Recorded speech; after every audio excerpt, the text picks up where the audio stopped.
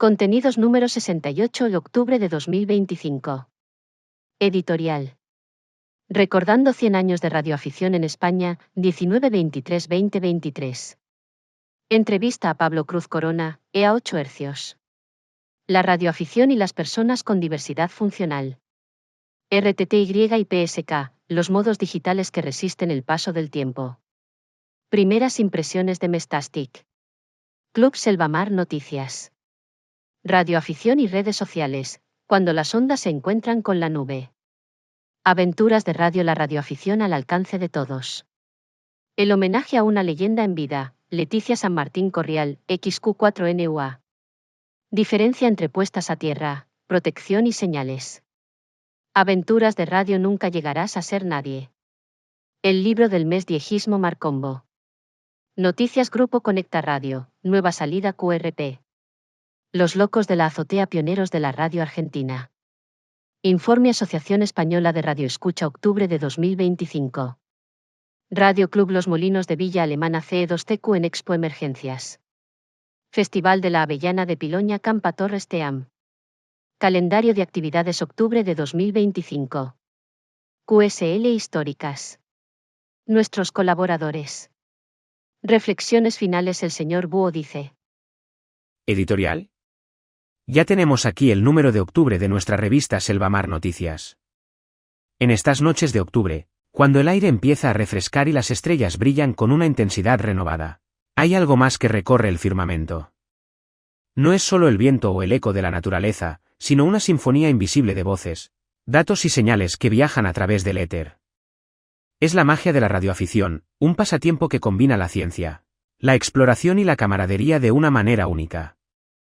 Este mes, mientras celebramos el cambio de estación, queremos dedicar un espacio a aquellos que, con paciencia y destreza, construyen puentes sonoros entre continentes.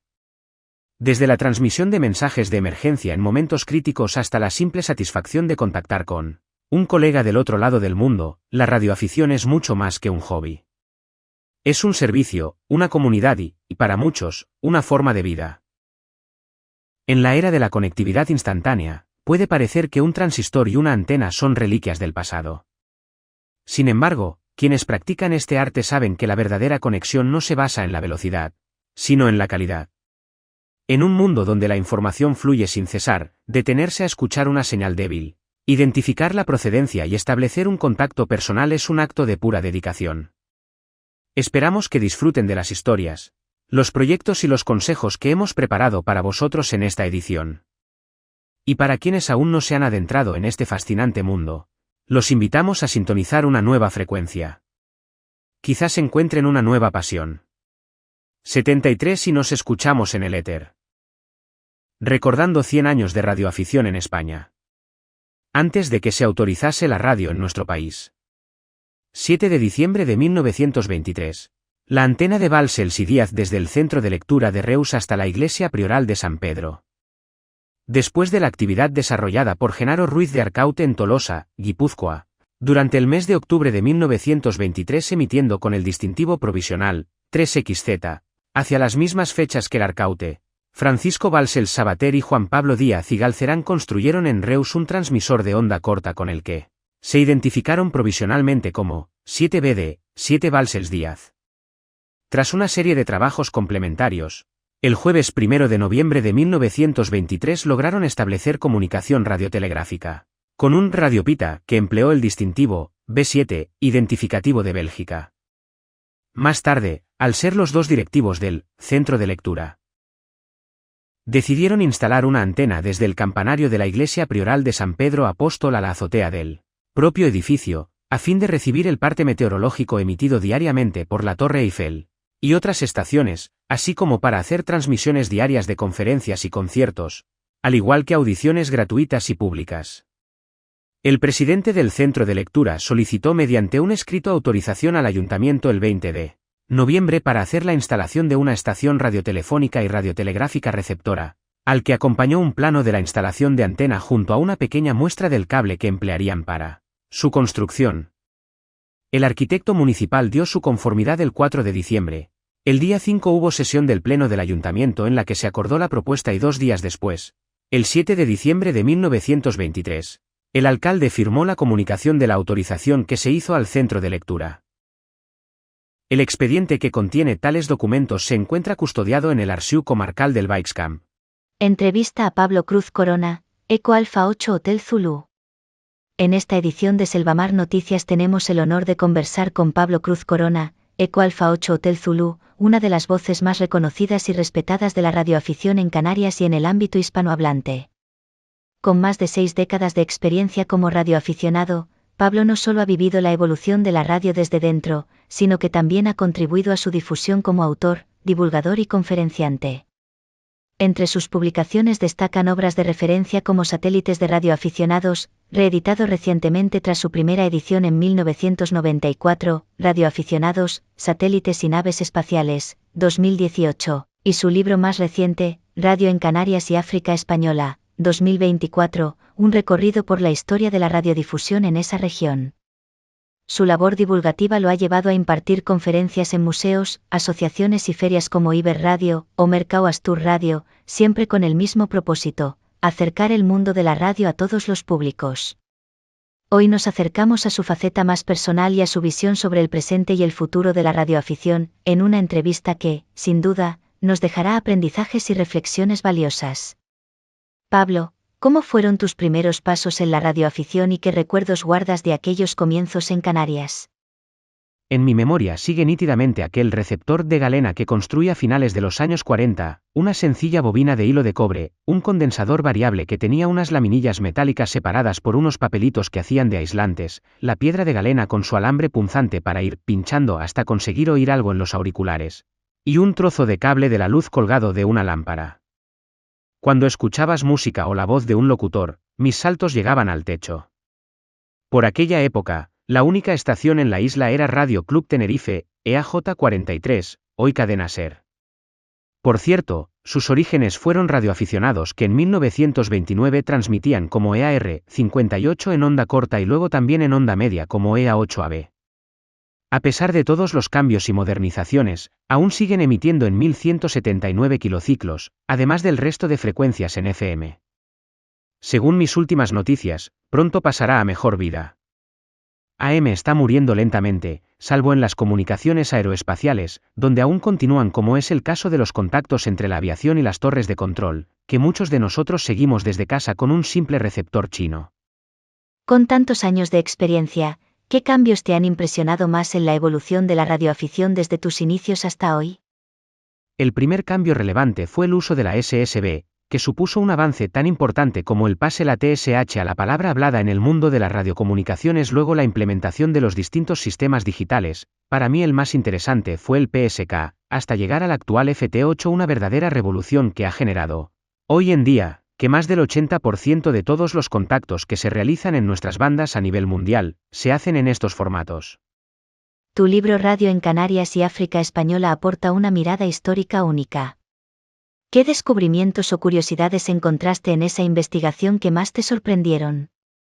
Sin ninguna duda, la posibilidad de haber conocido personalmente a muchísimos radioaficionados con mayúsculas.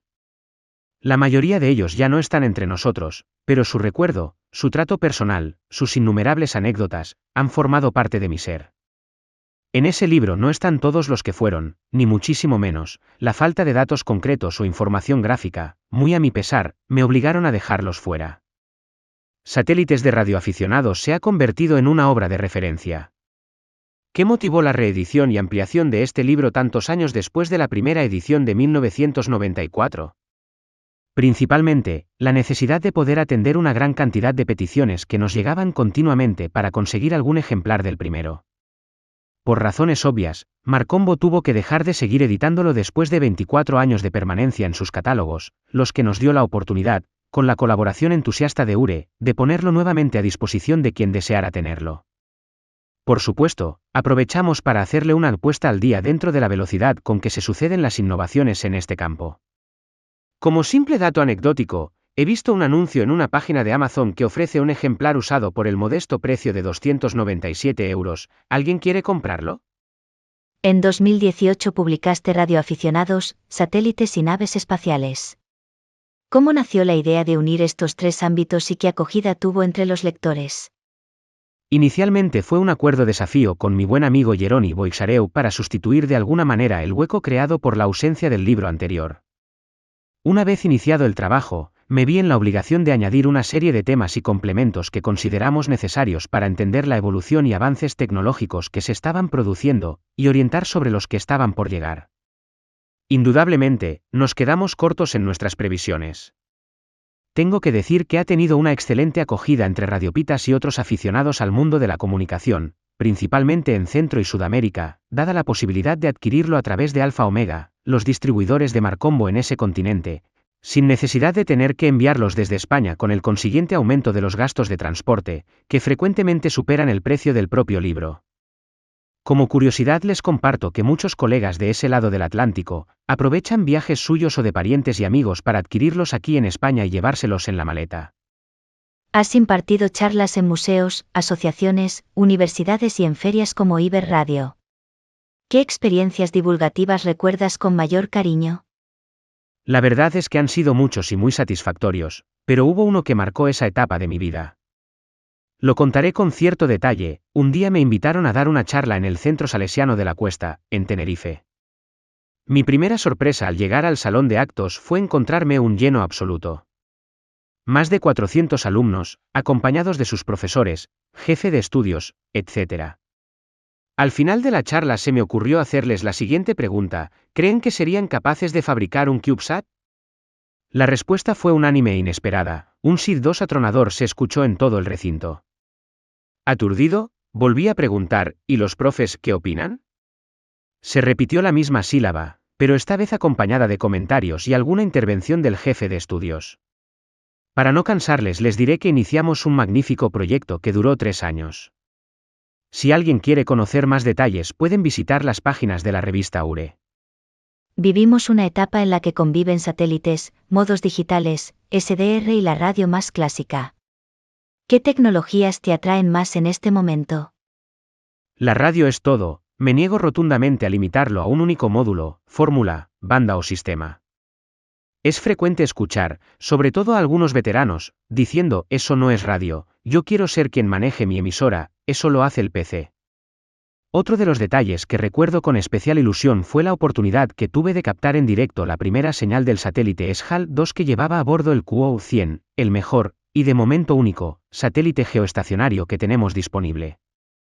Una auténtica maravilla gracias a la colaboración de los colegas de AMSAT DL y al patrocinio de la Sociedad de Radioaficionados de Qatar, A71 ARS.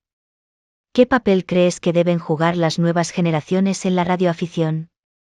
¿Qué mensaje te gustaría transmitirles? Las nuevas generaciones vienen pisando muy fuerte en bastantes aspectos y tienen a su disposición una serie de medios que nosotros nunca tuvimos ni en sueños. Claro que pueden compartir con nosotros, lo mismo que nosotros podemos hacerles partícipes de nuestra veteranía, los muchos y variados conocimientos que hemos acumulado a lo largo de nuestras vidas. Ellos saben mucho, pero han vivido poco. Revistas como Selvamar Noticias intentan mantener viva la afición. Desde tu experiencia, ¿qué importancia tienen estos medios para la comunidad de radioaficionados? Muchísima. Cualquier medio de difusión es bueno para promocionar su conocimiento, pero en especial esta revista porque está escrita por y para radioaficionados. En ella pueden encontrar un variadísimo campo donde florecen los principios y las experiencias de diversos colegas en un amplio campo de actualidad.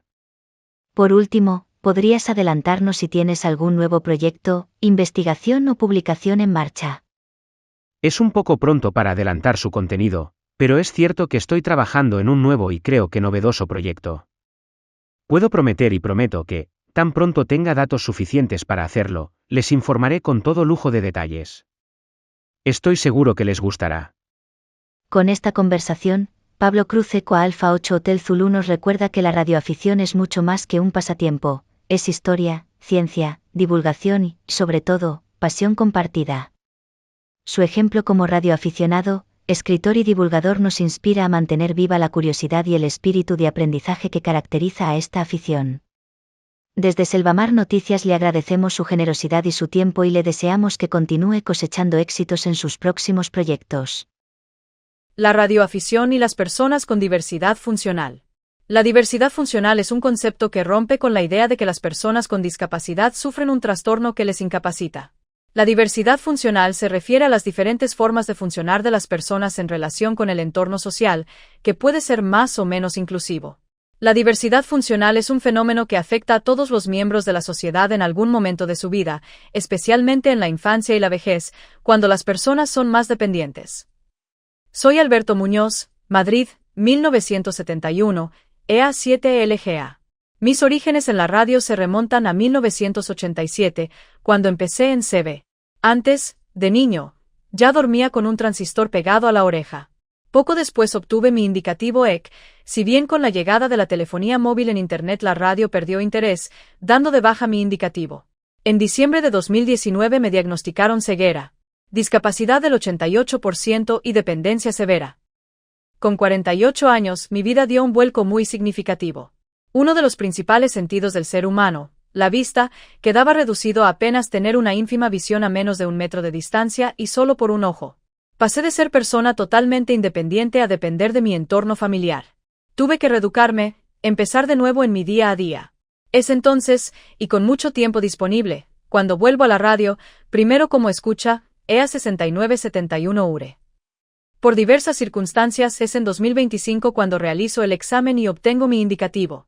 La radio para mí, en esta etapa de mi vida, como creo para otras personas con diversidad funcional o discapacidad, aunque este término no me guste mucho, supone el formar parte de un colectivo bien avenido, donde el compañerismo, el compartir una afición, el investigar, son el día a día.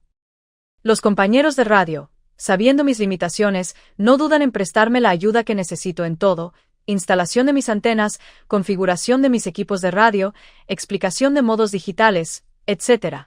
También, en ocasiones, demuestran que no les importa si deben tener paciencia conmigo, con nosotros. En muchas ocasiones nuestro carácter se agria o pasamos a estar muy a la defensiva. Hasta este momento apenas he encontrado compañeros a los que mis diversidades, mis limitaciones, les supongan un problema.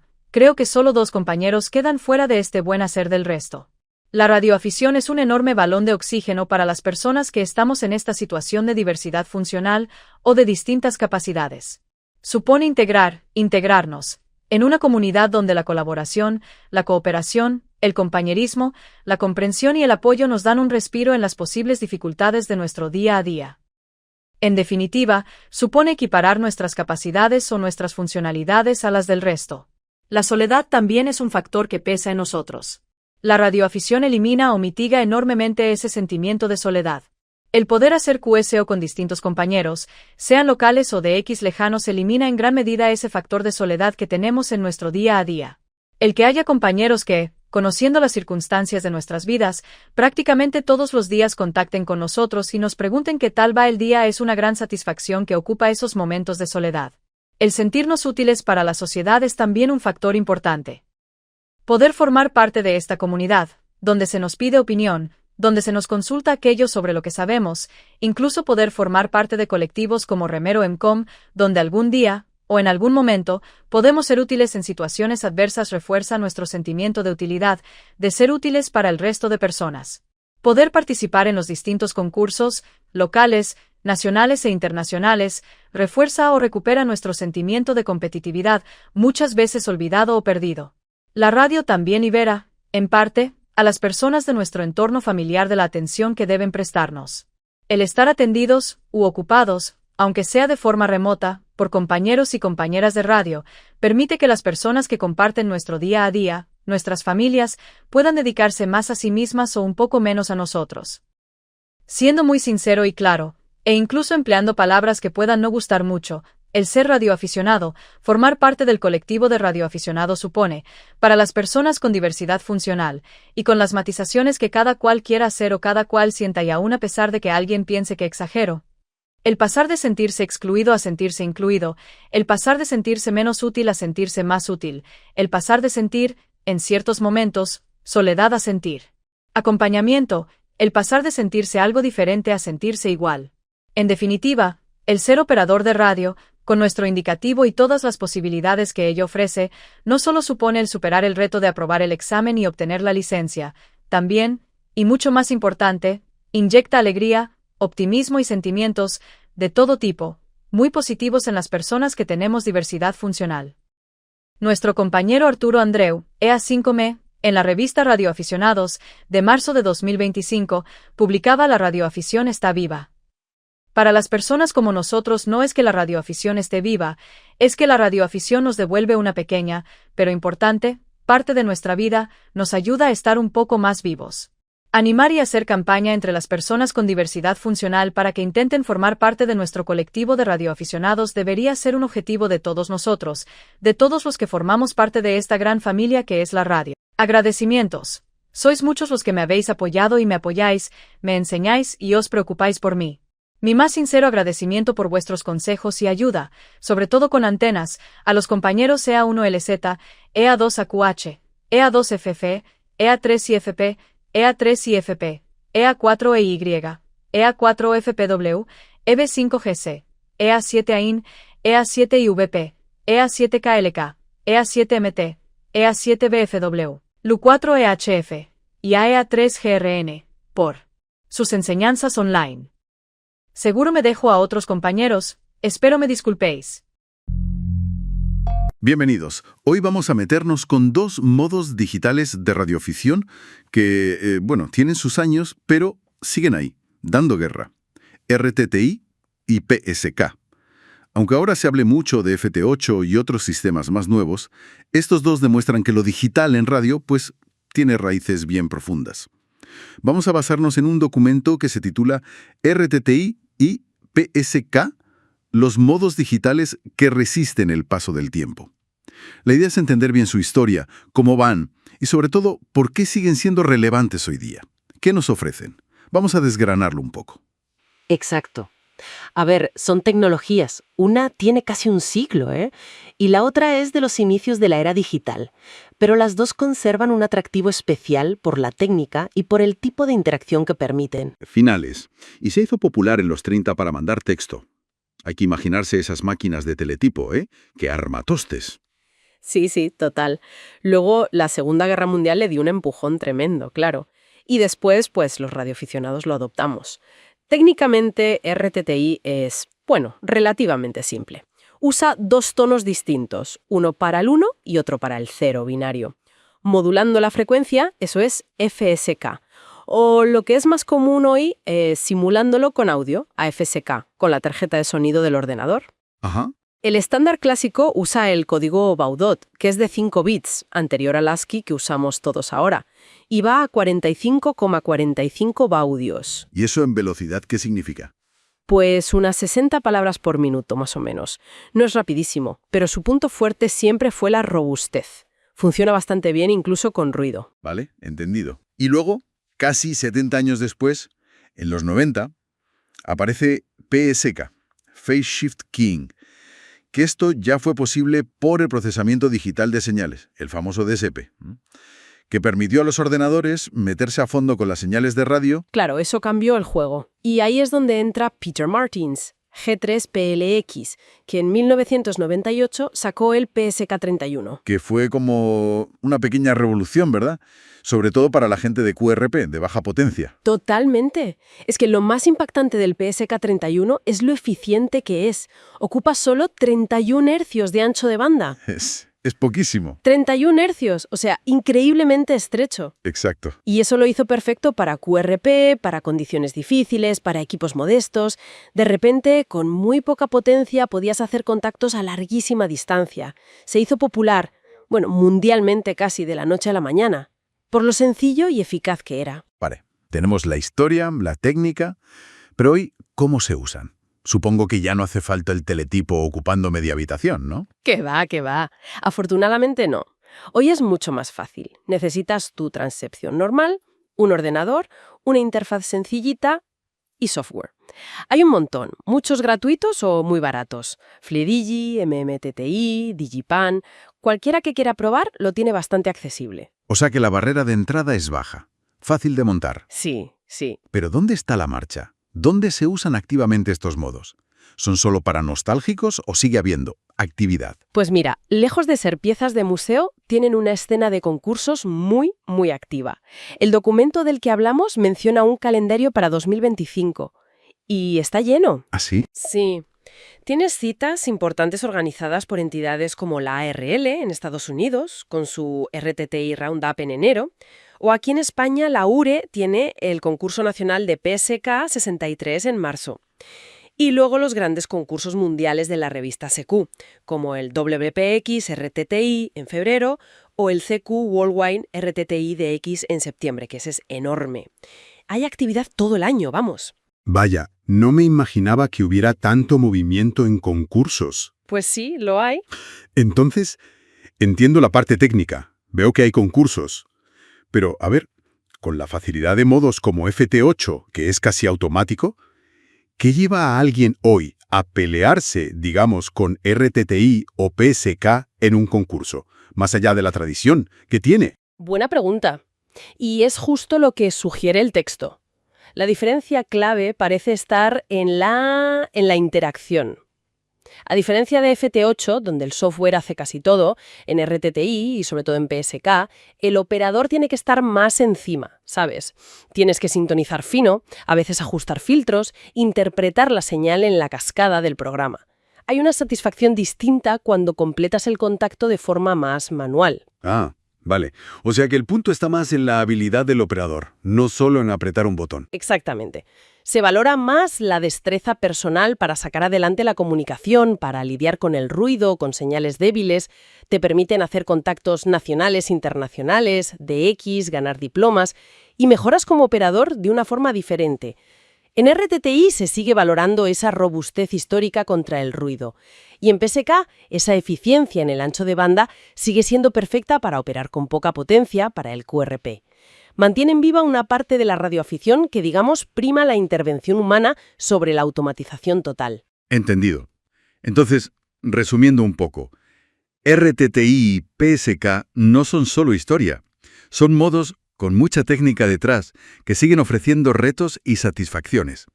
Especialmente para quien le gusten los concursos o la operación QRP, valorando esa habilidad del operador. Eso es. Y esto nos deja con una reflexión interesante, ¿no? En esta época de tanta automatización, ¿qué podemos aprender de que modos como RTTI y PSK sigan vivos precisamente por su eficiencia y por requerir una operación más, digamos, consciente, más manual? ¿Podrían sus principios, esa mezcla de simplicidad, eficiencia y necesidad de que el humano intervenga, darnos ideas para otras formas de comunicación digital? Quizá más interactivas, ¿no? Incluso fuera de la radioafición. Es una pregunta interesante que nos dejan estas tecnologías que resisten tan bien el paso del tiempo. Empezamos hoy con algo que, bueno, nos toca de cerca a todos, ¿no? Nuestra dependencia de las infraestructuras de comunicación. Las antenas, los satélites, Internet. Pero, ¿qué pasa si fallan? O sea, hay alternativas. Algo más libre, más colaborativo. Pues sí, las hay. Hoy vamos a explorar Meshtastic, un proyecto de código abierto que propone justo eso, una forma distinta de comunicarnos donde, bueno, no llega la cobertura de siempre. Vamos a desgranar un poco esto basándonos en unas primeras impresiones y análisis que hemos visto. Queremos entender qué es, cómo va, qué potencial tiene y, claro, dónde están sus límites. Exacto. A ver, Meshtastic básicamente usa unas radios de largo alcance y bajo consumo, la tecnología LoRa, y con ellas crea redes en malla. O sea, redes mesh. ¿A tipo mesh? Sí. Lo curioso es que cada dispositivo, cada aparatito, actúa como un repetidor para los demás. Entiendo. Así, pues se va ampliando la cobertura sin necesitar servidores centrales, ni torres de telefonía ni internet. Vale. Físicamente, suelen ser módulos pequeños, basados en un chip ESP32, que es muy versátil y barato, y la radio LoRa. Y esto se conecta al móvil por Bluetooth. Y por lo que hemos podido ver, empezar parece sorprendentemente sencillo, ¿no? Enciendes el cacharro, lo emparejas con la app del móvil y ya estás enviando mensajes. Se destaca mucho eso de que al añadir más nodos, o sea, más gente con su dispositivo, la red mesh demuestra cómo funciona. Sí, cómo saltan los mensajes. Exacto, cómo van saltando de uno a otro hasta llegar. Pero, a ver, esto no es un WhatsApp, ¿verdad? No, para nada. No busca ser eso. Es para comunicación más bien básica. Vale. Texto corto, compartir tu ubicación GPS, quizás datos de algún sensor que le conectes, cosas así. Y ahí entra lo de LoRa, que mencionabas. Justo. Lo fascinante de LoRa es que permite ese largo alcance, hablamos de kilómetros a veces. Kilómetros, vaya. Sí, dependiendo de la antena y el terreno, claro. Y todo con un consumo de batería bajísimo. Esto es importante. Los dispositivos pueden durar días, incluso semanas, encendidos con una sola carga. Uf, eso sí que es autonomía. Impresionante para escenarios sin enchufes cerca. Claro. Y además, al ser un proyecto abierto y usar el ESP32, que es tan popular, Es fácil de cacharrear, digamos. muchísimo. Es muy hackeable. La gente le añade pantallas, GPS mejores, sensores de todo tipo. Temperatura, humedad, lo que se te ocurra. La comunidad es súper activa, eso es un punto muy fuerte. Constantemente hay mejoras, ideas nuevas. Entonces, puntos positivos clave. Simplicidad para empezar, lo del plug and play que decías, Ujú. la duración de batería, que es brutal, la cobertura potencial, esos kilómetros, Sí. y la comunidad, que lo mantiene vivo y lo hace personalizable. Ahí es donde se pone interesante, ¿no? En esa capacidad de expansión. Sí, pero también hay que tener en cuenta algunas cosillas. A ver, Aunque empezar es fácil, como decíamos, si quieres meterte en configuraciones más avanzadas, pues sí, ahí necesitas algo de conocimiento técnico. No es súper complicado, pero hay que ponerse. Y la calidad y el alcance pues varían. Depende del hardware LoRa que elijas, de la antena. claro, no todos los chismes eran iguales. Exacto. Y otro punto importante, la velocidad es baja. Ah, Ideal para esos datos pequeños. Un mensajito, una coordenada, pero olvídate de mandar fotos o audios o archivos grandes. No da para eso. entendido. Y luego está la dependencia de la red en sí, ¿no? Lo que comentabas del mesh. Eso es. Cuantos más nodos, o sea, más dispositivos haya cerca, mejor funciona. Necesitas gente para que los mensajes reboten. Si estás tú solo en medio del monte, Pues habla solo, básicamente, no hay red. Su eficacia depende mucho de la densidad de usuarios en la zona. tiene toda la lógica. Y eso nos lleva a las aplicaciones prácticas, que son muy concretas, imagino. Muy concreta, sí. Se habla mucho de grupos en exteriores, senderismo, ciclismo, sitios sin cobertura móvil. Claro, mandar un estoy aquí o todo bien. Exacto. O en emergencias, claro, si se caen las redes normales. Uf, fundamental. También para crear redes locales en zonas rurales, con poca infraestructura, o incluso en proyectos de ciencia ciudadana. ¿Cómo? Pues para enviar datos de sensores. Imagina sensores ambientales repartidos por ahí, enviando datos de calidad del aire, temperatura, esas cosas. Qué bueno. O sea, escenarios muy específicos donde la conexión de siempre o no llega, o no es fiable, o consume demasiado. Justo, ahí es donde Mestastic brilla. No es un sustituto universal del móvil, ni mucho menos. Es una herramienta complementaria muy valiosa para esos nichos. Es, una herramienta para la resiliencia, ¿no? Para ser más independientes, Totalmente. donde la resiliencia y la independencia son cruciales. La verdad es que, visto así, la impresión general es muy positiva.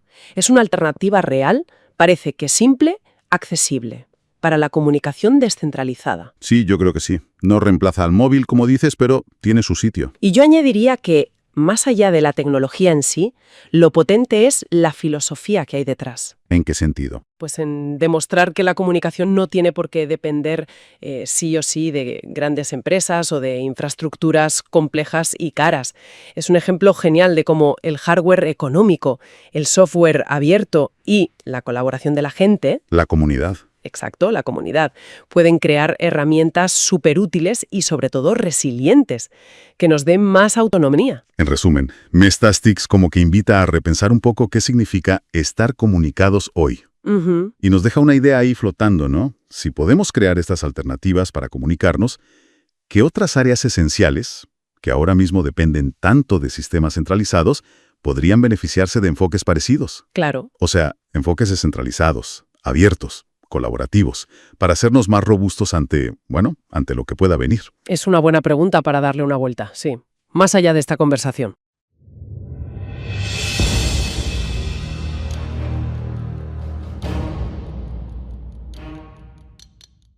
Club Selvamar Noticias.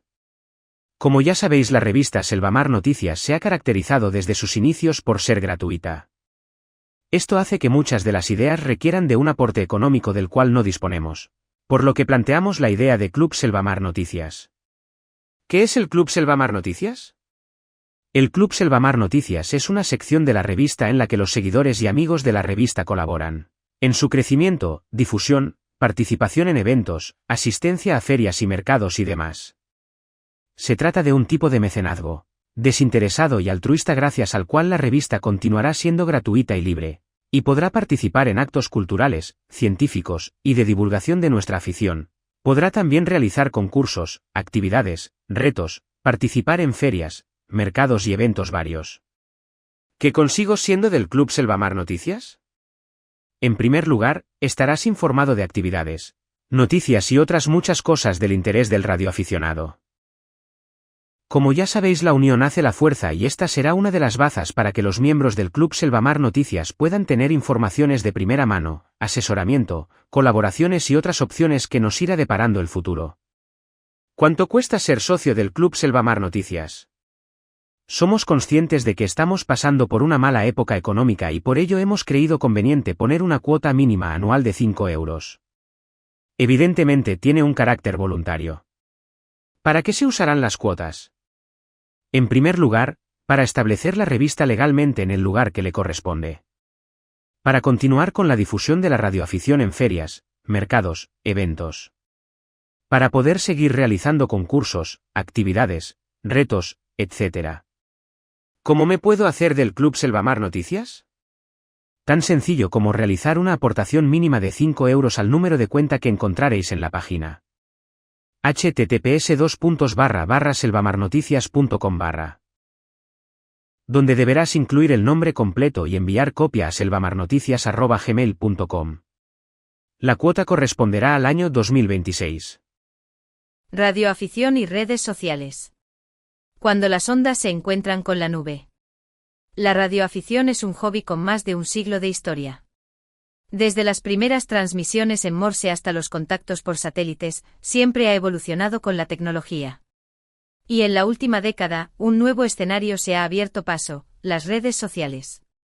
Hoy, la antena y el micrófono no compiten con el smartphone y las aplicaciones, sino que se complementan. Los radioaficionados de todo el mundo utilizan plataformas digitales para compartir experiencias, resolver dudas y, sobre todo, atraer a nuevas generaciones. Si hace unos años la forma más habitual de mostrar la actividad era a través de una revista especializada o un boletín, ahora los mismos contenidos llegan en tiempo real a miles de personas. En Facebook existen grupos internacionales con decenas de miles de radioaficionados, donde se publican desde fotografías de estaciones hasta anuncios de concursos.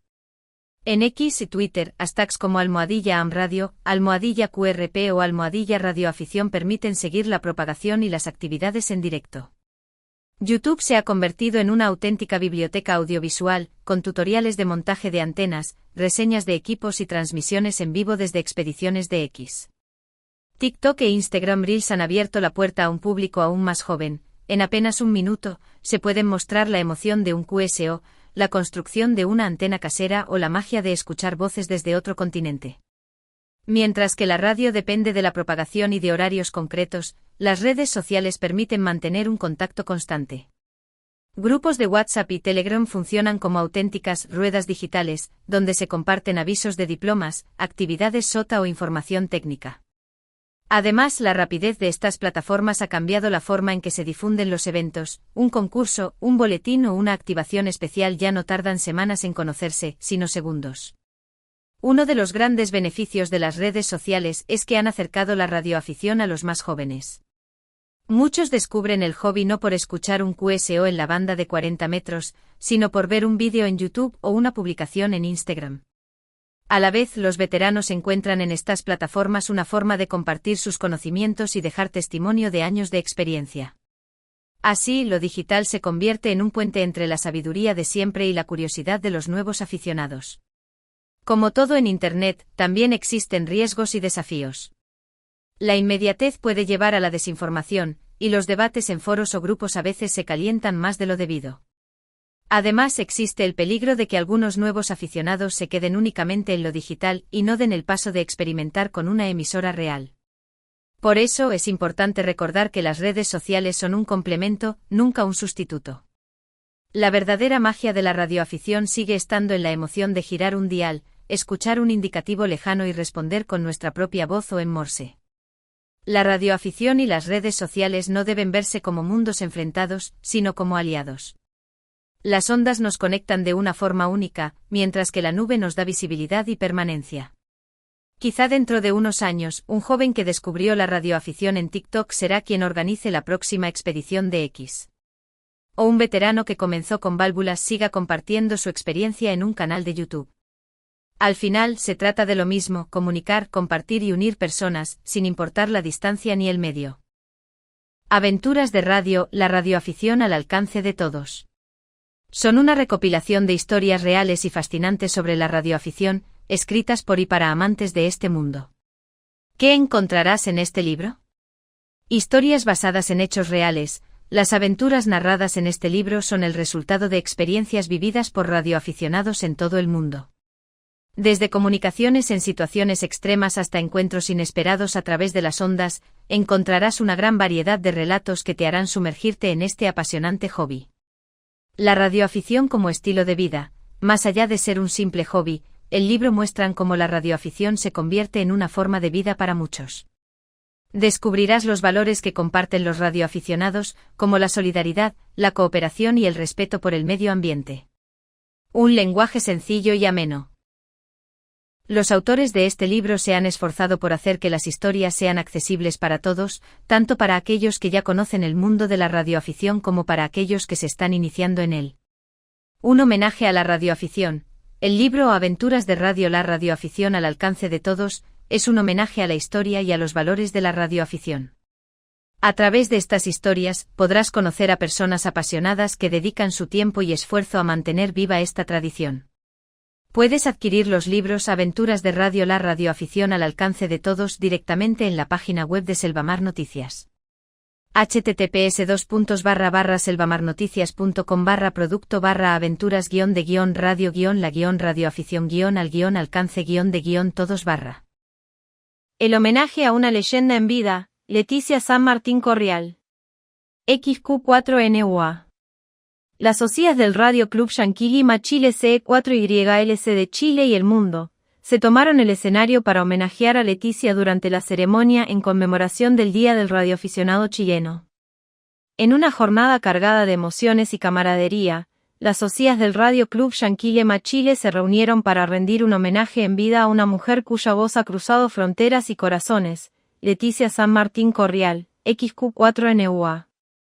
Entre abrazos, sonrisas y más de una lágrima de alegría, el reconocimiento a su trayectoria se convirtió en un momento histórico que quedará grabado en la memoria de quienes vibran con la magia de las ondas radiales. Hace 2 semanas, un grupo de YLS, mujeres radioaficionadas, comenzó a tramar lo que se convertiría en una de las sorpresas más emotivas del año. Con la complicidad de colegas, amigos y amantes de la radioafición, se tejió en silencio un reconocimiento que no solo celebraría la trayectoria de Leticia, sino también su inquebrantable espíritu, su generosidad y su constante apoyo a la comunidad. Cada detalle, desde el diseño del diploma hasta la coordinación de asistentes, fue cuidadosamente planificado para garantizar que el momento fuera perfecto. Frente al público, fue Chuquita Inostroza CE3YHQ que tuvo la misión y honor de representar a todas las YL del Radio Club, quien además tenía la misión de entregar un sentido homenaje póstumo a DN Baldo C4BFF, el que fue recibido con gran orgullo por Patricia, su esposa, quien además lleva 38 años de ser radioaficionada, razón por la cual recibe también un reconocimiento y por ser la mamá de todas en la comunidad del Radio Club Yanquilima Chile.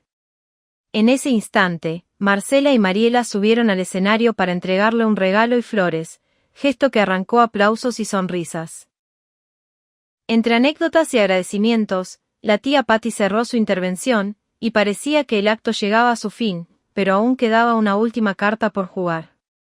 Con el micrófono en mano, Chuquita retomó la palabra: queremos homenajear a alguien más. El ambiente se tensó con expectativa. Invitó al escenario al subsecretario de Telecomunicaciones, a Emelina y a Claudia, y entonces pronunció el nombre que encendió las emociones: Leticia. El auditorio estalló en aplausos mientras Leticia subía al escenario, incrédula, con el rostro iluminado por la sorpresa. Rodeada de colegas, amigas y autoridades, recibió el diploma de reconocimiento a la trayectoria, símbolo de su pasión y entrega a la radioafición. con lágrimas en los ojos y la voz temblorosa, agradeció a todos quienes habían sido parte de su camino, recordando que la radio se vive compartiendo. Ese día, en Rancagua, no solo se celebró la historia de una mujer excepcional, sino también la fuerza de una comunidad que sabe reconocer a los suyos en vida. Para quienes estuvieron presentes, y para los radioaficionados del mundo que lean estas líneas, queda el eco de un mensaje profundo: la radio no es solo un pasatiempo, es un lazo que une corazones a través de las ondas, un lazo invisible que cruza fronteras, une corazones y hace eterna la voz de quienes transmiten compasión. Por más reconocimientos en vida. Las noticias de Manolo Meteorito. SHTF. Plan de radiocomunicaciones SHTF, Shit Hits de Fan, el ventilador arroja mierda.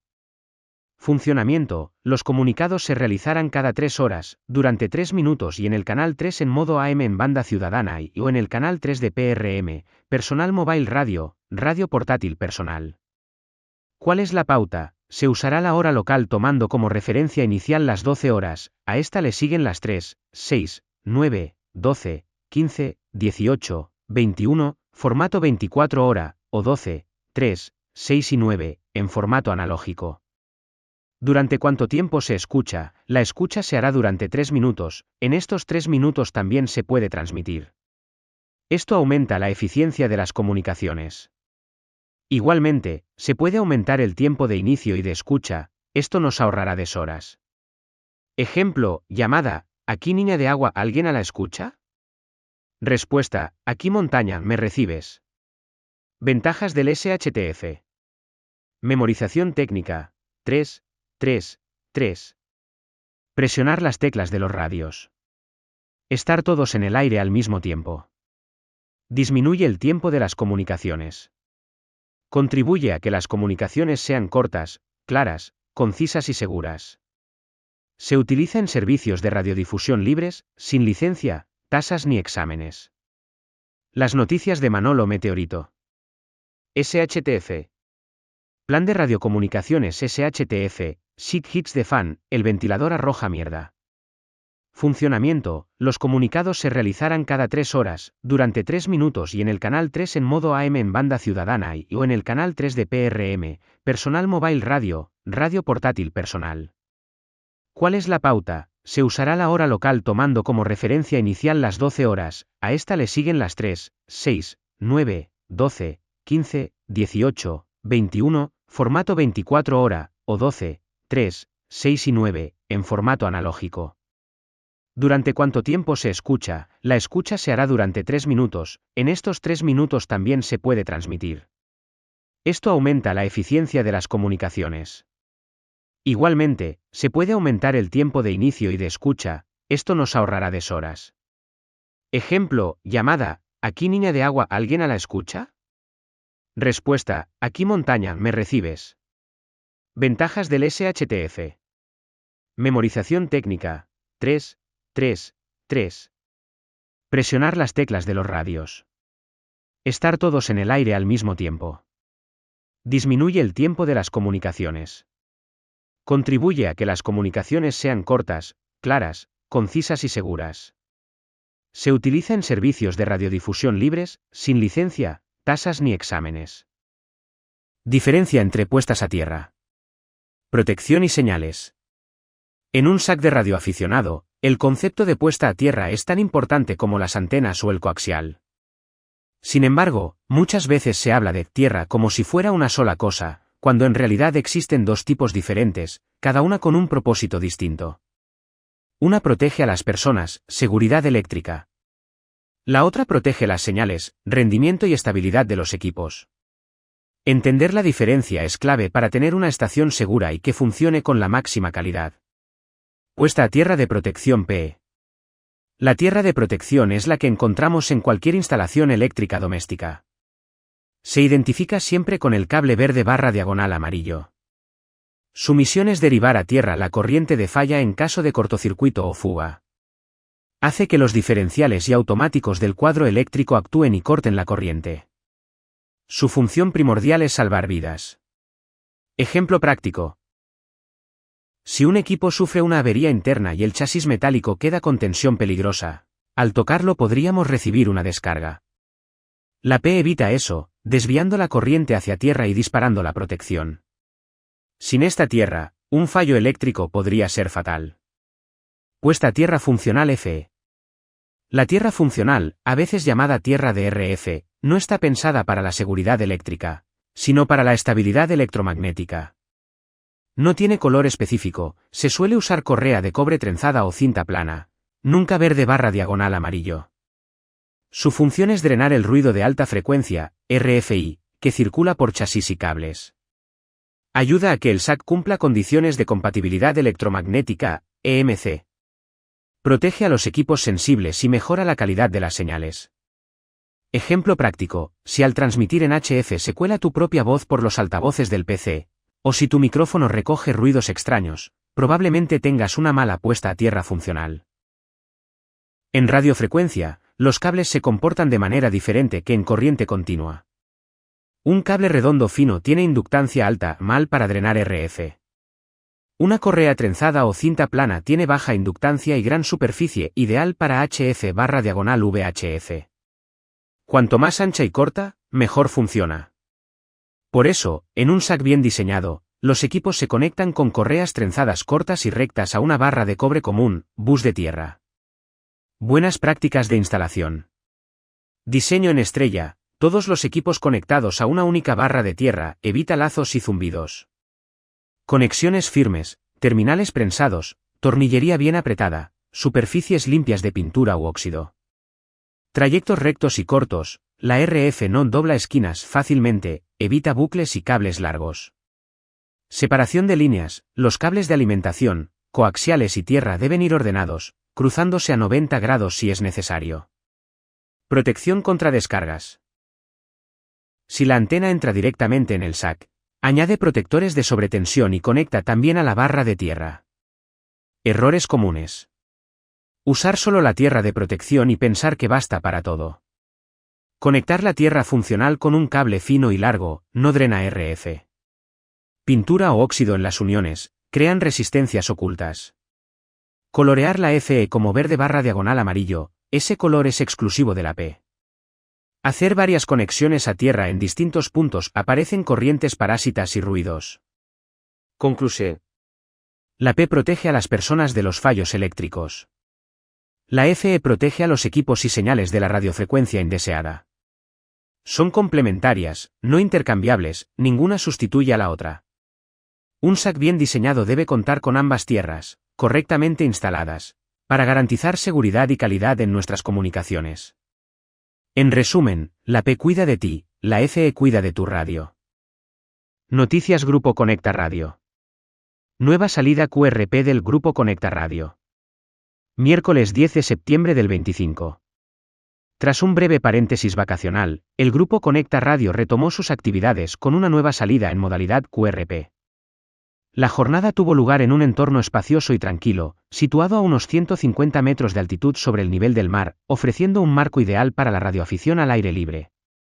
En esta ocasión se trabajaron las bandas de 15 y 20 metros, manteniendo la potencia reducida a un máximo de 10 vatios, fieles al espíritu del QRP. Como anécdota, realizamos un comunicado de QRP a QRP, entre Tenerife, 10W, e Italia, 5W, con la estación IW1BCW/QRP. Para la operación se empleó antena vertical multibanda y los equipos fueron alimentados mediante una batería de 18 amperios, lo que aseguró autonomía y portabilidad durante toda la jornada. La propagación se mostró variable, con momentos en los que se convirtió en un gran aliado, aunque marcada también por un fuerte fadín que exigió paciencia y habilidad en los contactos. Una actividad que demuestra, una vez más, que con pocos recursos técnicos, pero con pasión y buen ambiente, se pueden conseguir grandes experiencias en radio. Los operadores que hicieron posible esta actividad fueron EA8CKU, EA8BLV, EA8K y SBLEA8GCR01, quienes aportaron su experiencia y entusiasmo en cada transmisión. Cabe destacar que el grupo CQ en frecuencia nos acompañó en todo momento, reforzando el espíritu de compañerismo y amistad que caracteriza a estas salidas. Con actividades como esta queda demostrado que no hacen falta grandes potencias para disfrutar de la magia de la radio. Basta con un entorno adecuado, pasión por la comunicación y buenos amigos para que cada salida sea inolvidable. Nos vemos en la próxima actividad del Grupo Conecta Radio, donde seguiremos compartiendo experiencias, aprendiendo juntos y, sobre todo, disfrutando de la radio. Porque estas jornadas reflejan no solo la importancia de la radioafición, sino también la constancia y compromiso del Grupo Conecta Radio, siempre al pie de la frecuencia. Hasta la próxima activación. 73 de EA8 Caz Carmelo. Grupo Conecta Radio. Aventuras de radio, nunca llegarás a ser nadie. Lucas no era un mal estudiante, pero tampoco parecía encajar en el molde que la escuela exigía. En matemáticas se perdía entre números, su letra era más bien un campo de batalla y, cuando le tocaba hablar en público, las palabras se le quedaban atascadas en la garganta. En la pizarra, el profesor Herrera dibujaba fórmulas mientras lanzaba miradas a Lucas. Un día, delante de toda la clase, dijo: Lucas, si no te esfuerzas más, nunca llegarás a ser alguien. Esas palabras se clavaron en él como alfileres. A partir de entonces, sentía que su mochila pesaba más al entrar al colegio y que sus sueños se hacían más pequeños. Una tarde, camino a casa, Lucas pasó por delante de la ventana abierta de su vecina, doña Clara. De dentro salía un extraño murmullo, voces, pitidos y un zumbido intermitente. Se asomó con curiosidad. ¿Qué es eso?, preguntó. Doña Clara, con una sonrisa y un auricular en una oreja, respondió: Magia, Lucas. Magia que viaja por el aire. Sobre la mesa había un micrófono, una radio llena de botones y una pantalla con letras y números. Lucas se sentó, hipnotizado, mientras escuchaba cómo doña Clara hablaba con un hombre desde Argentina y, minutos después, con una mujer en Japón. ¿De verdad está tan lejos?, preguntó. Tan lejos que está en otro uso horario, pero tan cerca como para oír su voz aquí, respondió ella. Durante las semanas siguientes, Lucas volvió una y otra vez. Aprendió sobre antenas, cómo ajustar la frecuencia y qué significaban aquellos códigos raros. Descubrió el código Morse y sintió que era como aprender un idioma secreto. Con cada contacto que lograban, Lucas anotaba el indicativo y el país en una libreta que, poco a poco, se llenó de nombres, banderas y recuerdos. Por primera vez, sintió que el mundo era enorme, y que él podía formar parte de él. Al año siguiente, doña Clara lo animó a participar en un concurso de radioaficionados. Lucas estaba nervioso, pero las manos que antes temblaban al leer en clase, ahora se movían con seguridad sobre el micrófono. Logró contactar con estaciones de 5 continentes y, semanas después, recibió un diploma con su nombre. Ese papel valía más que cualquier nota del colegio. Pasaron los años. Lucas consiguió su licencia de radioaficionado, construyó su propia antena y fue invitado como ponente a un congreso internacional. El auditorio estaba lleno, y entre el público, en primera fila, estaba el profesor Herrera. Cuando Lucas subió al escenario, tomó aire y dijo: De niño me dijeron que nunca llegaría a nada. Hoy estoy aquí para demostrar que no todos aprendemos de la misma manera. A veces, lo único que necesitamos es encontrar nuestra frecuencia. El público estalló en aplausos. Lucas sonrió. No por orgullo, sino porque sabía que su historia podía ser la de muchos otros niños. Moraleja: el talento no siempre brilla en las asignaturas de un libro. A veces, solo necesita un canal distinto para transmitirse. Escucha, busca, insiste, y encontrarás tu frecuencia. Autor: Manel Carrasco, EA3IAZ. Corrección: Juan José Martínez, EA3IEW. Ilustraciones: José P. Meontangas, EA3FJX. El libro El mes diegismo Marcombo. En los años 80, cuando la radio seguía siendo la gran ventana al mundo, la editorial técnica Marcombo publicó un libro que marcó a muchos oyentes: Diegismo Marcombo.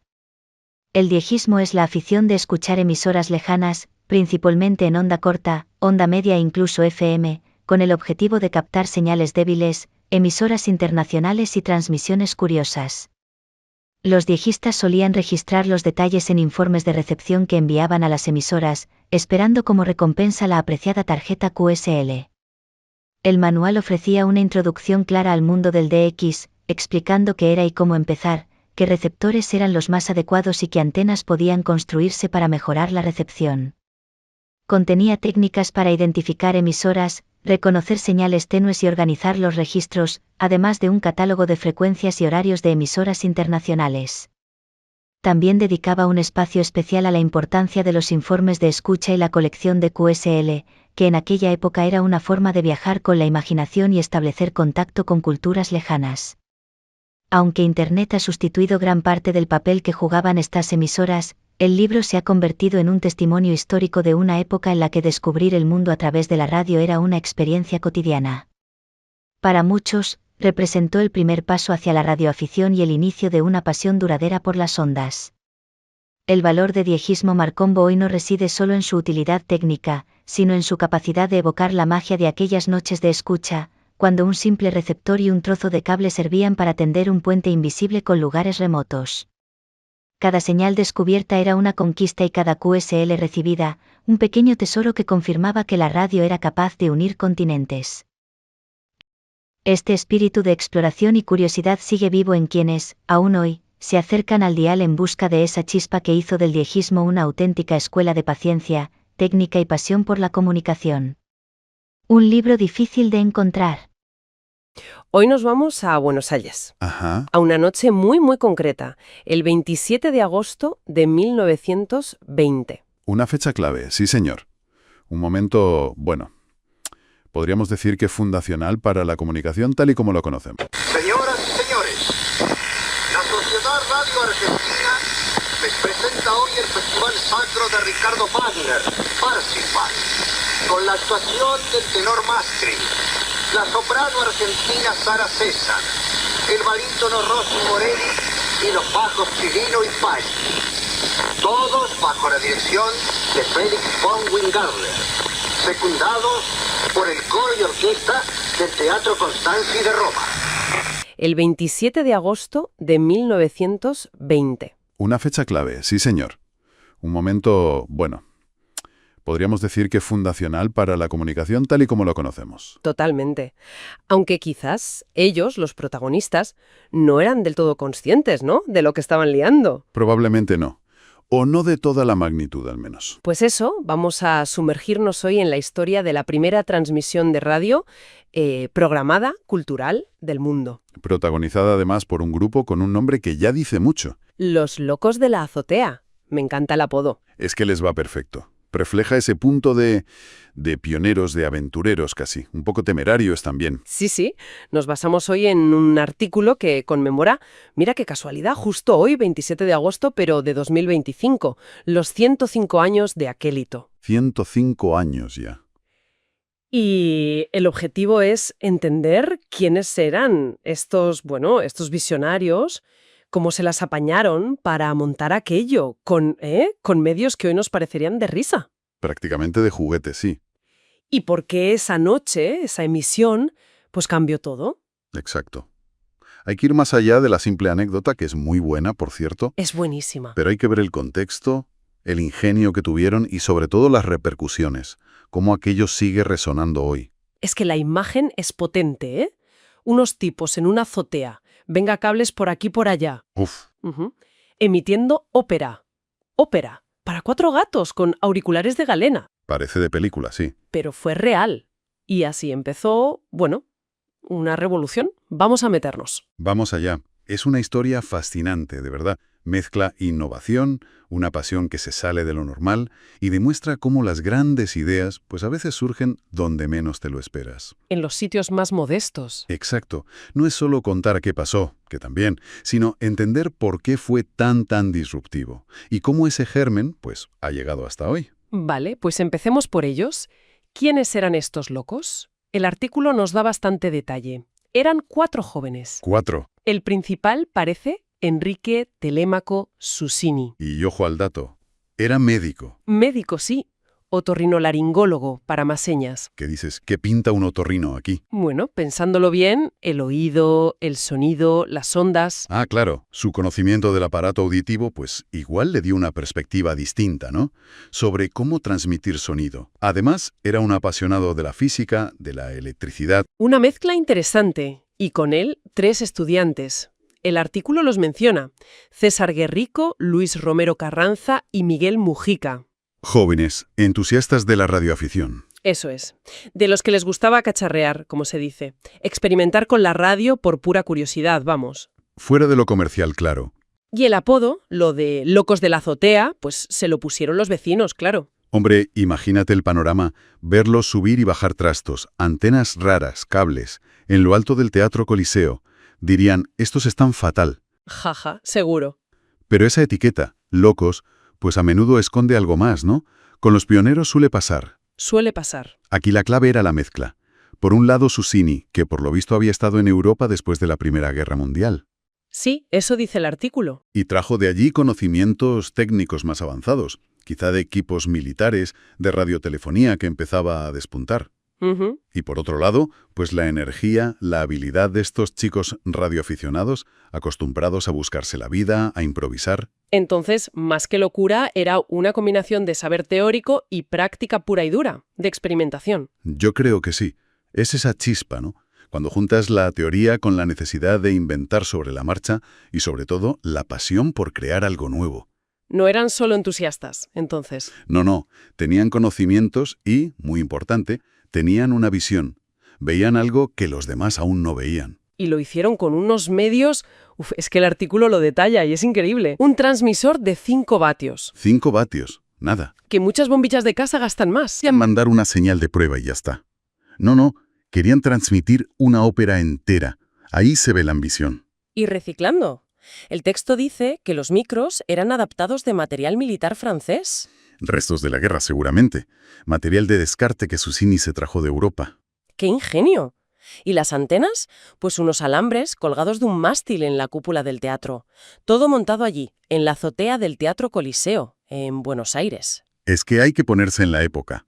La radiodifusión como tal, pues, no existía. Claro. Adaptar equipos pensados para otra cosa, como comunicarse de punto a punto en el ejército, para emitir abiertamente, ¿eso requería una inventiva brutal? No había manuales ni tutoriales en YouTube.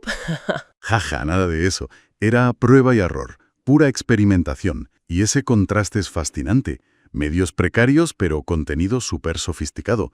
Parsifal de Wagner. Una ópera larga, compleja. No se anduvieron van chiquitas, ¿eh? No. Quizá buscaron algo con prestigio, ¿sabes? Para darle más empaque al experimento. O a lo mejor era la que ponían esa noche en el teatro y, bueno, aprovecharon. Podría ser. Sea como sea, añadía dificultad, mucha. Y llega la noche. 27 de agosto de 1920. Emiten Parsifal. ¿Y la audiencia? Pues eso, mínima. Y el artículo habla de unas 100 personas como mucho. 100 personas que en realidad eran también pioneros. Claro. Gente que ya tenía sus propios receptores de radio. De galena, probablemente. Esos cacharritos sin electricidad, ¿no? Con el cristal y el alambre para sintonizar. Esos mismos. Aparatos muy básicos, que se escuchaban con auriculares. Imagínate para esas 100 personas, que seguro que ya andaban trasteando con la radioafición. Debió ser alucinante. Escuchar una ópera entera saliendo de la nada. Magia pura. Casi brujería para la época. Pero, vale, más allá de la magia para esos pocos elegidos, ¿dónde está la importancia histórica real? El artículo insiste en algo. El punto clave, y esto es fundamental, es que fue la primera transmisión radiofónica, pero con apellido, programada, con una intención cultural clara, y dirigida a un público general. Bueno, pequeño, pero público al fin y al cabo. O sea que no era solo un experimento técnico. No, hasta entonces había habido pruebas, comunicaciones militares, contactos entre radioaficionados, pero nadie había pensado en la radio como un medio para difundir cultura de forma organizada, abierta, distancia. Vaya. Sentaron las bases de la radiodifusión. Como servicio, fue la prueba de concepto que lo cambió todo. Todo. ¿Y tanto que lo cambió? Porque no se quedó ahí, en esa noche. El mismo grupo, Los Locos, Sí. fundaron poco después la Sociedad Radio Argentina. El artículo dice que fue la primera emisora con licencia del país y una de las primerísimas del mundo con programación regular. Ahí está la clave. Eso sí que es pasar de la anécdota a la historia. Es el paso del experimento a la institución, de la aventura al germen de una industria y de un fenómeno social nuevo. ¿Claro? La fuente lo cuenta bien. A partir de ahí, la radio explotó. Empezaron a surgir emisoras por todas partes. Y llenaron las casas de sonidos, música, noticias, el radioteatro.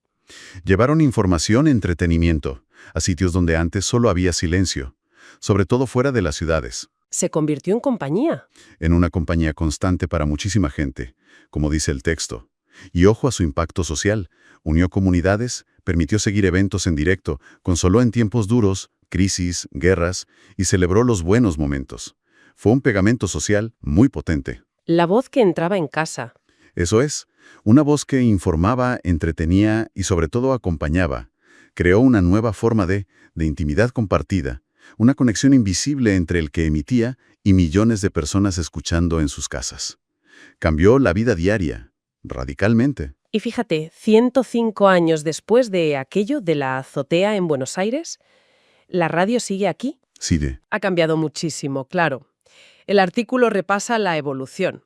Las válvulas, el transistor, la AM, la FM y ahora el podcasting, el streaming en el móvil.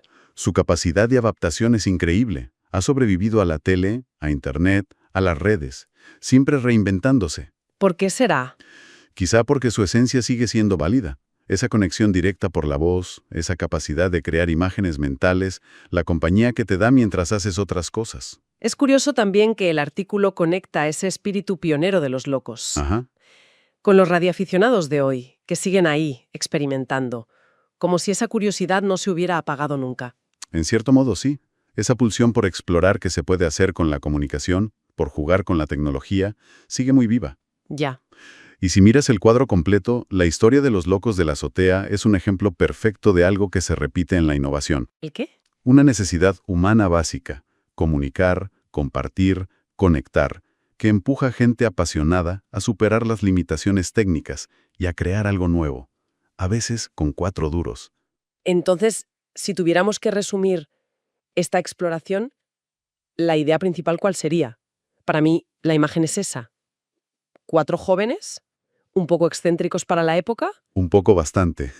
que en una azotea, con más pasión e ingenio que otra cosa, encendieron la chispa de un medio que cambió el siglo XX. Es una metáfora genial de la innovación disruptiva.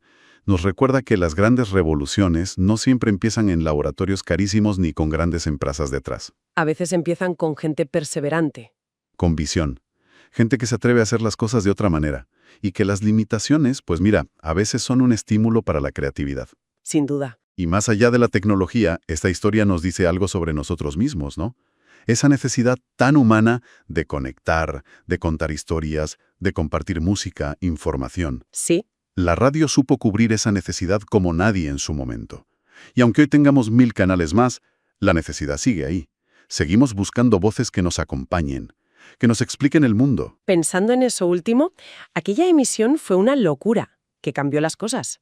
Y me pregunto yo, ¿cuántas ideas que hoy nos parecen una locura total, que igual se están cociendo ahora mismo en un garaje, o en un foro de internet, o en una charla de café, no serán vistas dentro de unos años como el inicio de la próxima gran transformación? Es una reflexión muy buena.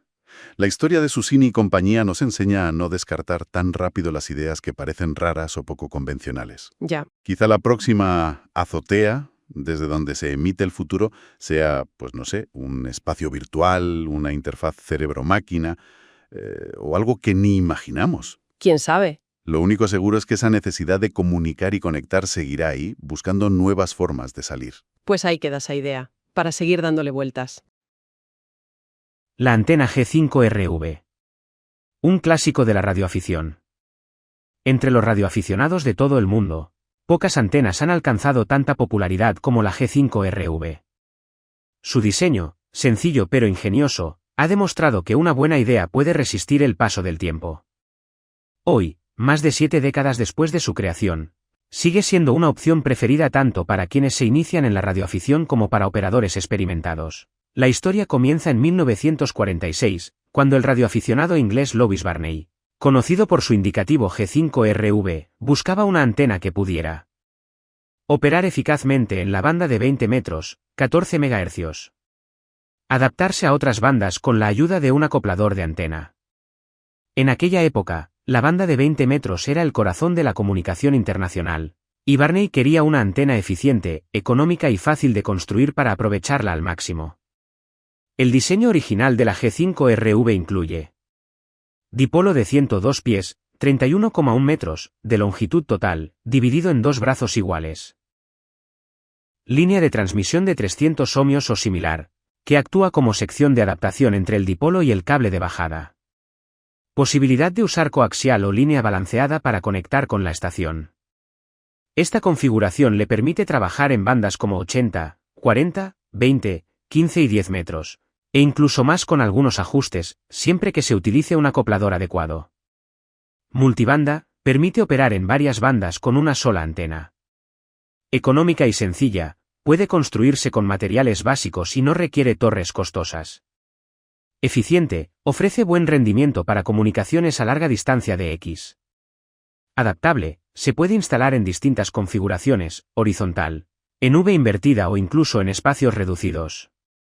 Durabilidad, con un mantenimiento básico, puede funcionar por muchos años. Con el tiempo, han surgido variantes de la G5RV.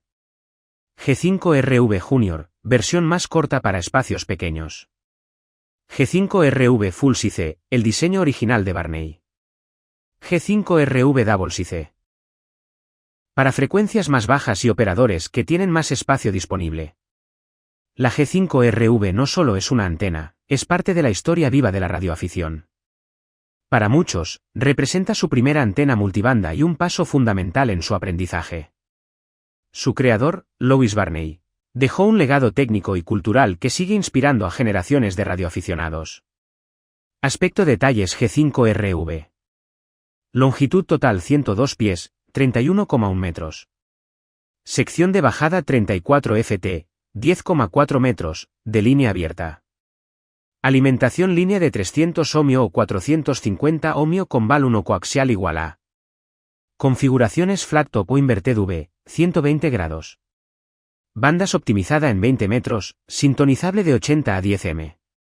Ventajas multibanda, económica, relativamente compacta.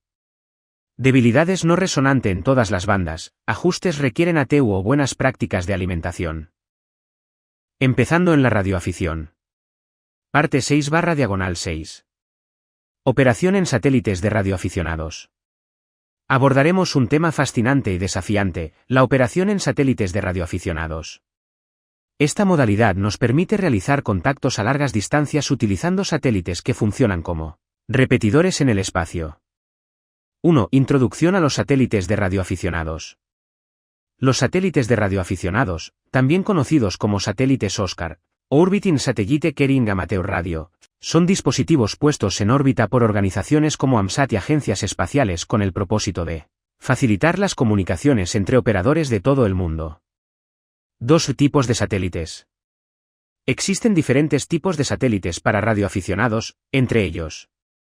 Satélites de FM, LEO, Low Earth Orbit, son los más fáciles de operar y funcionan como un repetidor VHF/UHF en el espacio. Satélites lineales, SSB/CW, permiten modos de comunicación más avanzados y operan en bandas laterales, SSB. O telegrafía CW. Satélites de órbita media y alta, son menos comunes, pero permiten enlaces a grandes distancias y operaciones más avanzadas. 3. Equipamiento necesario. Para operar en satélites de radioaficionados se requiere transceptor de doble banda capaz de operar en modo dúplex, transmitir y recibir simultáneamente en bandas distintas. Antenas direccionales, las más comunes son las Yagi, que permiten apuntar al satélite con mayor precisión. Software de rastreo, aplicaciones como Predict, Orbitron o ISS Detector, ayudan a conocer la posición de los satélites en tiempo real. 4. Cómo realizar un contacto. Identificar los satélites activos y sus frecuencias de operación. Utilizar software de rastreo para determinar la mejor ventana de contacto. Configurar el equipo con las frecuencias de subida, uplink, y bajada, downlink, correctas. Ajustar la frecuencia para compensar el efecto Doppler. Apuntar la antena al satélite y realizar la llamada con el indicativo adecuado. 5. Ética y buenas prácticas. No monopolizar el canal de comunicación.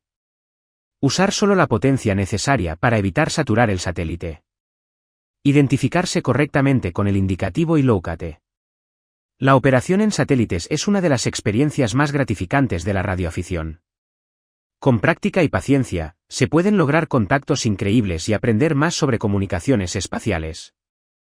Desde mi estación, cuando la educación lo dice todo. La radioafición, además de ser un puente de ondas y antenas, es también un puente de personas, culturas y valores. Cada QSO no es solo un intercambio de señales, sino también un reflejo de cómo somos y cómo nos relacionamos con el otro, incluso cuando ese otro está a miles de kilómetros de distancia. Hace unos minutos me encontraba en la banda de 10 metros, llamando CQOC, en busca de estaciones de Oceanía. Apenas llevaba un par de llamados cuando me responde una señal desde Estados Unidos, Bob, K5KPE. Evidentemente, no era la zona que yo buscaba en ese momento, pero como buen radioaficionado no dudé en devolver el llamado y concretar el QSO. Lo curioso, y lo valioso, vino después. Apenas había pasado un minuto de finalizada la comunicación, recibí un correo electrónico. Era de Bob. En su mensaje, me pedía disculpas por haberme respondido sin darse cuenta de que yo estaba llamando específicamente a Oceanía. Reconocía su error y se tomó el tiempo de aclararlo. Quizá alguien piense que es un detalle menor, una anécdota sin peso. Pero yo creo que no es nada común en estos tiempos encontrarse con un gesto así de respeto y consideración. En una época donde la prisa y la indiferencia parecen dominar, la actitud de Bob demuestra que la radioafición también es un espacio donde aún sobreviven valores como la cortesía, la educación y la camaradería. Ese correo fue mucho más que una disculpa, fue un recordatorio de que detrás de cada señal hay una persona, y que la calidad humana se transmite también en la forma en que usamos el micrófono o el teclado. Ese correo fue mucho más que una disculpa, fue un recordatorio de que detrás de cada señal hay una persona, y que la calidad humana se transmite también en la forma en que usamos el micrófono o el teclado. Si lo pensamos bien, en la radio todos cometemos errores, un llamado en la frecuencia equivocada, un duplicado de QSO, o un descuido al no escuchar bien lo que se transmite. Lo importante no es el error en sí, sino cómo reaccionamos frente a él. La actitud de Bob nos enseña que la educación y el respeto engrandecen la radioafición mucho más que la potencia o el alcance de una antena. Por eso, desde aquí, quiero agradecerle a Bob, K5KPE, por ese gesto sencillo pero enorme. Ojalá nos volvamos a encontrar en otras bandas, en mejores condiciones de propagación, y podamos seguir tendiendo puentes no solo de radio, sino también de humanidad. La radioafición seguirá viva mientras no olvidemos que, antes que operadores, somos personas. Y que la cortesía, aunque parezca un detalle, es la verdadera marca de un buen radioaficionado. 73 de CX3VB, José María. El concurso más curioso de la radioafición. La radioafición siempre ha sido un terreno fértil para la imaginación. A lo largo de los años hemos visto antenas improvisadas con paraguas, camas, botes de cerveza e incluso con cintas métricas. Pero uno de los experimentos más peculiares se convirtió en todo un reto colectivo, el Lightbulb QSO Party, un concurso en el que los participantes debían realizar contactos usando una bombilla como antena. La propuesta era sencilla: conectar una lámpara incandescente directamente a la salida del transmisor o, más comúnmente, a través de un acoplador de antena, ATU, y tratar de establecer un QSO. El hecho de ver cómo la bombilla se encendía ligeramente al transmitir hacía el experimento aún más llamativo. En realidad, lo que ocurría es que gran parte de la energía se disipaba en forma de calor y luz, pero una pequeña fracción lograba radiar en radiofrecuencia. El encanto de este concurso residía en su espíritu experimental y lúdico. No se trataba de construir la antena más eficiente, sino de demostrar que, con un poco de ingenio, casi cualquier conductor metálico puede radiar. Aunque parezca imposible, varios radioaficionados lograron establecer contactos reales con bombillas como antena. En el canal de YouTube del colega estadounidense Jim W6LG se documenta un QSO realizado en modo digital FT8 a más de 1200 kilómetros de distancia, nada menos que entre Estados Unidos y Canadá, usando únicamente bombillas. En foros como QRZ se relatan experiencias similares. Algunos participantes incluso colgaron cadenas de 50 bombillas conectadas en serie, logrando que el conjunto actuara como un radiador improvisado. Sorprendentemente, consiguieron señales aprovechables, aunque débiles, que permitieron completar contactos a varias decenas e incluso cientos de kilómetros. Ajusta la impedancia que ve el transmisor, evitando que éste se bloquee por una carga inadecuada. Dicho de otra manera, engaña al equipo para que entregue potencia. aunque gran parte acabe en forma de calor y luz. La eficiencia es bajísima. La bombilla disipa la mayoría de la energía, pero el pequeño porcentaje que consigue escapar como señal de RF es suficiente, en condiciones favorables de propagación, para lograr un QSO. En realidad, esto no es tan distinto de lo que ocurría con algunas cargas ficticias caseras de décadas pasadas, que usaban bombillas como disipadores de potencia. Esas dummy loads radiaban algo de señal, y en ocasiones permitían escuchar estaciones muy cerca de la frecuencia de prueba. El Lightbulb QSO Party no fue un evento masivo, ni pretendía serlo. Su importancia está en el mensaje que transmite: la radioafición es creatividad, experimentación y diversión.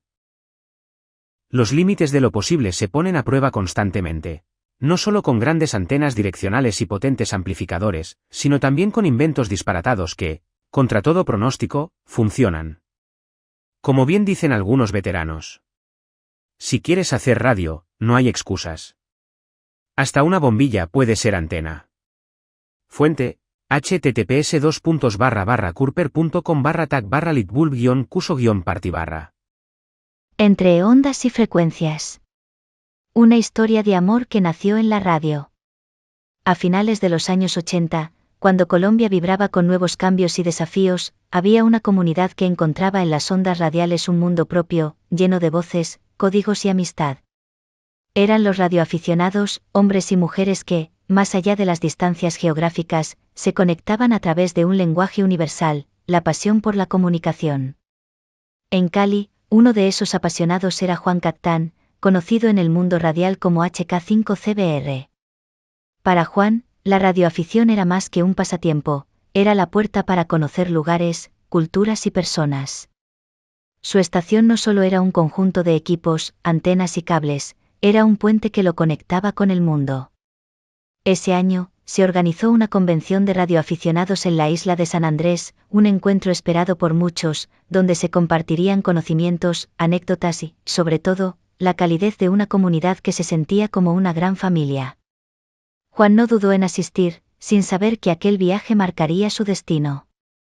Fue en uno de esos espacios de camaradería donde Juan conoció a Rocío Gómez, indicativo HK6AY, una joven proveniente de Manizales. Rocío no solo se destacaba por su conocimiento en comunicaciones, sino por su simpatía y entusiasmo. Su voz tenía la misma energía que transmitía a través del micrófono, y sus ojos brillaban con esa chispa de curiosidad que caracteriza a quienes aman aprender y compartir. Durante la convención, entre charlas técnicas, demostraciones y las infaltables tertulias nocturnas, Juan y Rocío descubrieron que compartían mucho más que una afición. Sus conversaciones fluían con naturalidad, como si sus palabras viajaran por una frecuencia limpia, sin interferencias. Hablaron de equipos, de antenas, de sus ciudades y de la vida misma. Sin darse cuenta, algo empezó a crecer entre ellos, una conexión tan fuerte como la señal más estable. Al finalizar el evento, cada uno regresó a su ciudad. Sin embargo, la distancia de 250 kilómetros entre Cali y Manizales no fue suficiente para apagar aquella chispa. Al contrario, la fortaleció. Primero siguieron en contacto por radio, entre saludos, reportes y largas conversaciones a través de las ondas. Pero pronto, las ganas de verse en persona fueron más fuertes que cualquier QSO. Juan comenzó a viajar por carreteras sinuosas, atravesando montañas y valles, para encontrarse con Rocío. Cada visita era un momento especial, lleno de sonrisas y promesas. Con el tiempo, su relación se consolidó. Ambos comprendieron que la vida los había sintonizado en la misma frecuencia, y decidieron dar el siguiente paso, unir sus vidas en matrimonio. Así, rodeados de familiares, amigos y colegas radioaficionados, se convirtieron en compañeros no solo frente a la radio, sino también en la vida. Hoy, más de 50 años después, Juan y Rocío siguen juntos. Sus equipos han cambiado, las antenas se han modernizado y las voces que escuchan en la radio llegan ahora desde nuevas tecnologías, pero su amor permanece intacto. De hecho, ha crecido con los años, fortalecido por la complicidad, el respeto y el cariño mutuo. Su historia es prueba de que la radioafición no solo conecta lugares, también une corazones. Gracias a aquella convención en San Andrés, dos personas encontraron algo más que una señal fuerte y clara, encontraron el amor de sus vidas. Hoy, Juan y Rocío son testimonio vivo de que, así como las ondas radiales viajan sin fronteras, el amor verdadero no conoce distancias ni límites. En cada QSO, en cada reunión de colegas, en cada antena que se eleva hacia el cielo, late un recuerdo de aquel primer encuentro que comenzó, simplemente, con un llamado y una respuesta. Rocío, en su condición de administradora, fue elegida en 4 ocasiones como presidente de la Liga de Radioaficionados de Cali. Una vez se mudó a Cali, cambió su indicativo de llamada a HK5AYI, pues esta es otra zona HK. Su esposo Juan es y ha sido desde tiempos muy pretéritos el director del comité técnico de la Liga, pues su experiencia como ingeniero eléctrico y connotado radioaficionado, con su equipo ha estado en permanente movimiento para los efectos de dictar charlas a los aspirantes y a nuevos radioaficionados, al paso que mantiene en operación los equipos de comunicación. Este escrito lo elabora Luis Aguilar, HK5CK, previa autorización y consentimiento por parte de los protagonistas aquí consignados. Las aventuras de Juan EA9A de modalidad QRP. Juan, con indicativo EA9A, era conocido en la comunidad de radioaficionados por su habilidad para comunicarse a larga distancia con su equipo de QRP, es decir, con potencias de transmisión muy bajas, normalmente entre 2,5 W y 6 vatios. Ya es su FT818, su inseparable herramienta de trabajo. En una mañana despejada lejos de la urbe, soleada, tranquila, rodeado de naturaleza y animalitos sorprendidos por su presencia, Juan encendió su pequeño transceptor QRP, un equipo artesanal que él mismo había modificado para mejorar la eficiencia. Ajustó la antena dipolo improvisada de hilo entre 2 ramas que le rodea la arboleda y empezó a llamar en 14.285 MHz, la frecuencia de los amantes del QRP. CQCQ de EA9A, QRP Portable, repetía con paciencia. De repente, una débil señal contestó. EA9A, aquí Lu3XX desde Argentina, te copio 5/5. Juan no podía creerlo, 6.000 kms con apenas 6 vatios. Sonrió y apuntó en su log, libro de registro. Semanas después, Juan decidió llevar su estación QRP a la cima del monte. Solo con su mochila, una batería ligera y su pequeño transceptor, se enfrentó al reto de hacer contactos desde un entorno tan espectacular como desafiante.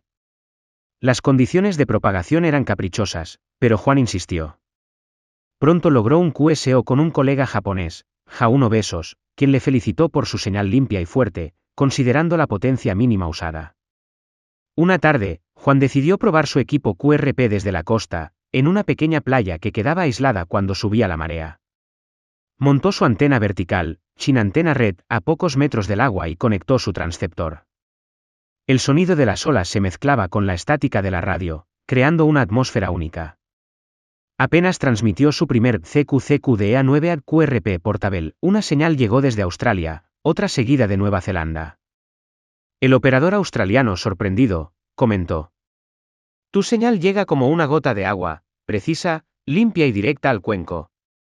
Mientras el sol caía en el horizonte, Juan siguió enlazando estaciones de toda Europa, disfrutando de cómo la humedad y la salinidad del mar mejoraban la propagación. Al caer la noche, la marea subió y tuvo que desmontar rápidamente su equipo, prometiéndose regresar con mejores condiciones. Animado por sus logros, Juan decidió participar en un concurso internacional en modalidad QRP. Durante 24 horas operó sin descanso, modalidad fonía, pensando que sería genial trabajar también en CW, telegrafía, este tema para otra ocasión, logrando contactar con más de 60 países. Esa noche, al apagar su equipo, miró la antena, que estaba iluminada de esa luz especial que emana la luna y pensó. La radio es magia, pero con QRP, es pura aventura. La modalidad QRP, más allá de ser un simple reto técnico, es una forma de vivir la radioafición con intensidad. Transmitir con apenas unos pocos vatios obliga a exprimir la creatividad, a improvisar antenas, a buscar entornos favorables y a tener paciencia para esperar la propagación adecuada. Pero es precisamente en esa aparente limitación donde se esconde la grandeza. Cada contacto logrado tiene un sabor especial, porque no depende de la potencia, sino del ingenio y la perseverancia del operador. Las aventuras de Juan EA9A nos recuerdan que la magia de la radio no siempre reside en tener grandes equipos o torres imponentes, sino en la capacidad de hacer mucho con muy poco. El QRP es, en cierto modo, volver a la esencia de la radioafición, experimentar, disfrutar del entorno, emocionarse con cada señal recibida y sentir que, con un hilo tendido entre dos ramas y unos cuantos vatios, podemos alcanzar el otro lado del mundo. Saludos amigo Juan, de EA8 Caz Carmelo. Informe de la Asociación Española de Radioescucha de octubre. Estimados seguidores de Selvamar Noticias, sean bienvenidos al informe mensual de la AER con noticias del mundo del diejismo.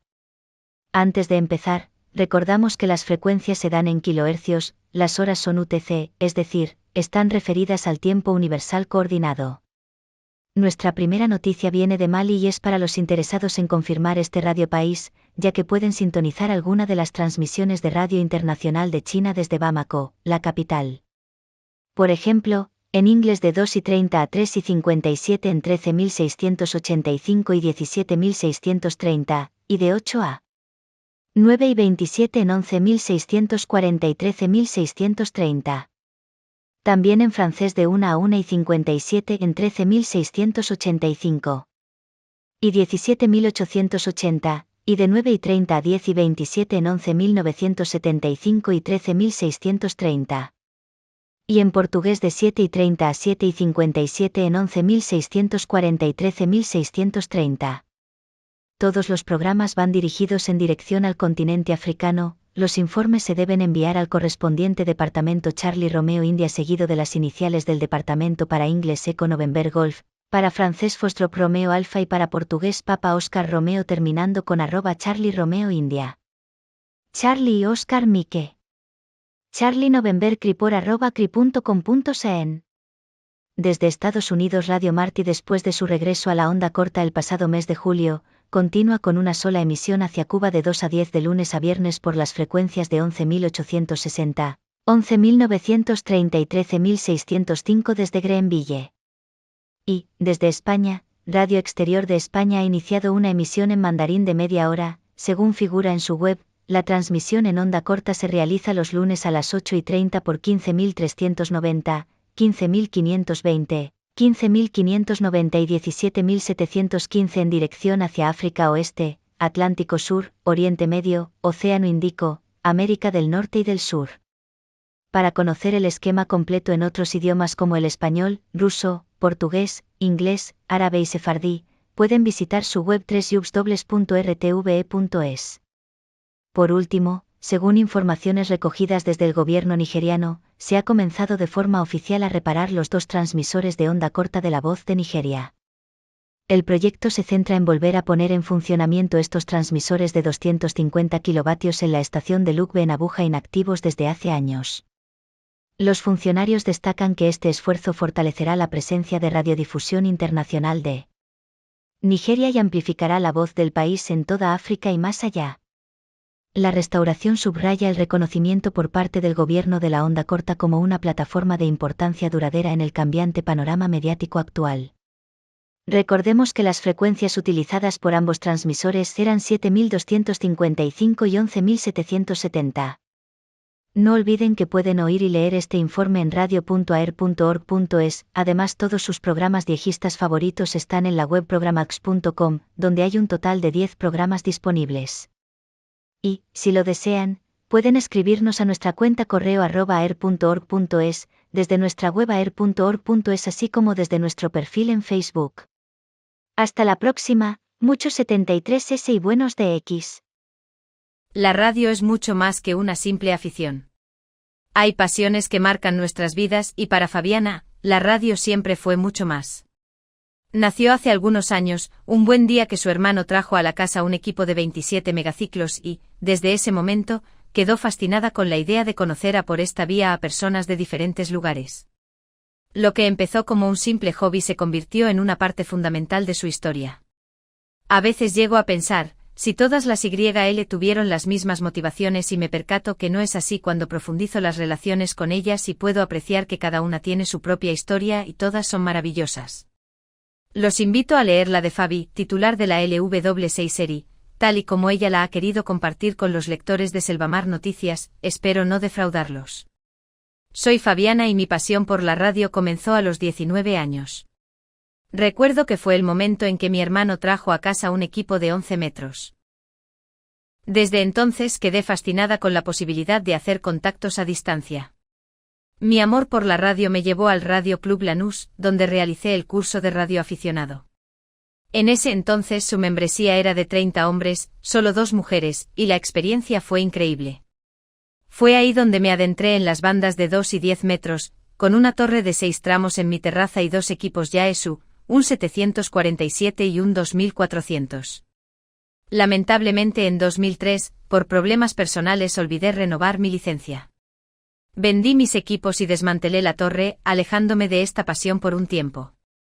Sin embargo, en 2024, ese bichito de las comunicaciones volvió a picarme. La radio es mi pasión, incluso tuve un programa llamado Sol de Medianoche y ahora tengo un podcast, Historias en Redes, disponible en Spotify y iTunes.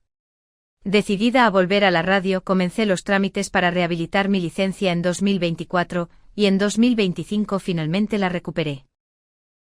Fue un momento de enorme alegría y, debo decir, no habría sido posible sin la ayuda de mucha gente que me apoyó desde el principio. Hoy estoy de vuelta disfrutando de la radioafición con equipos similares a los que tuve en el pasado. Pero también estoy aprendiendo cosas nuevas, como ser una estación colaboradora para concursos y la entrega de QSL especiales, y me estoy adentrando en el fascinante mundo digital del DMR. La radio me sana, y su regreso a mi vida llegó en el momento perfecto. Maravillosa historia. Gracias, Fabi, por hacernos parte de tu vida. Tomo de tu relato el titular de este artículo por el contenido y la veracidad que refleja. Tienes razón, la radio es mucho más que una simple afición, para ti es también una comunidad, una fuente de conexión y un faro que la ayudó a encontrar su camino de nuevo. La radio ha vuelto a su vida en el momento perfecto, y ahora está lista para seguir transmitiendo historias, con la gratitud y el entusiasmo que la caracterizan e impulsan a continuar con renovados bríos. Janina Acosta, Lu1YL. Colaboradora de Selvamar Noticias. Peregrinando comunicadas.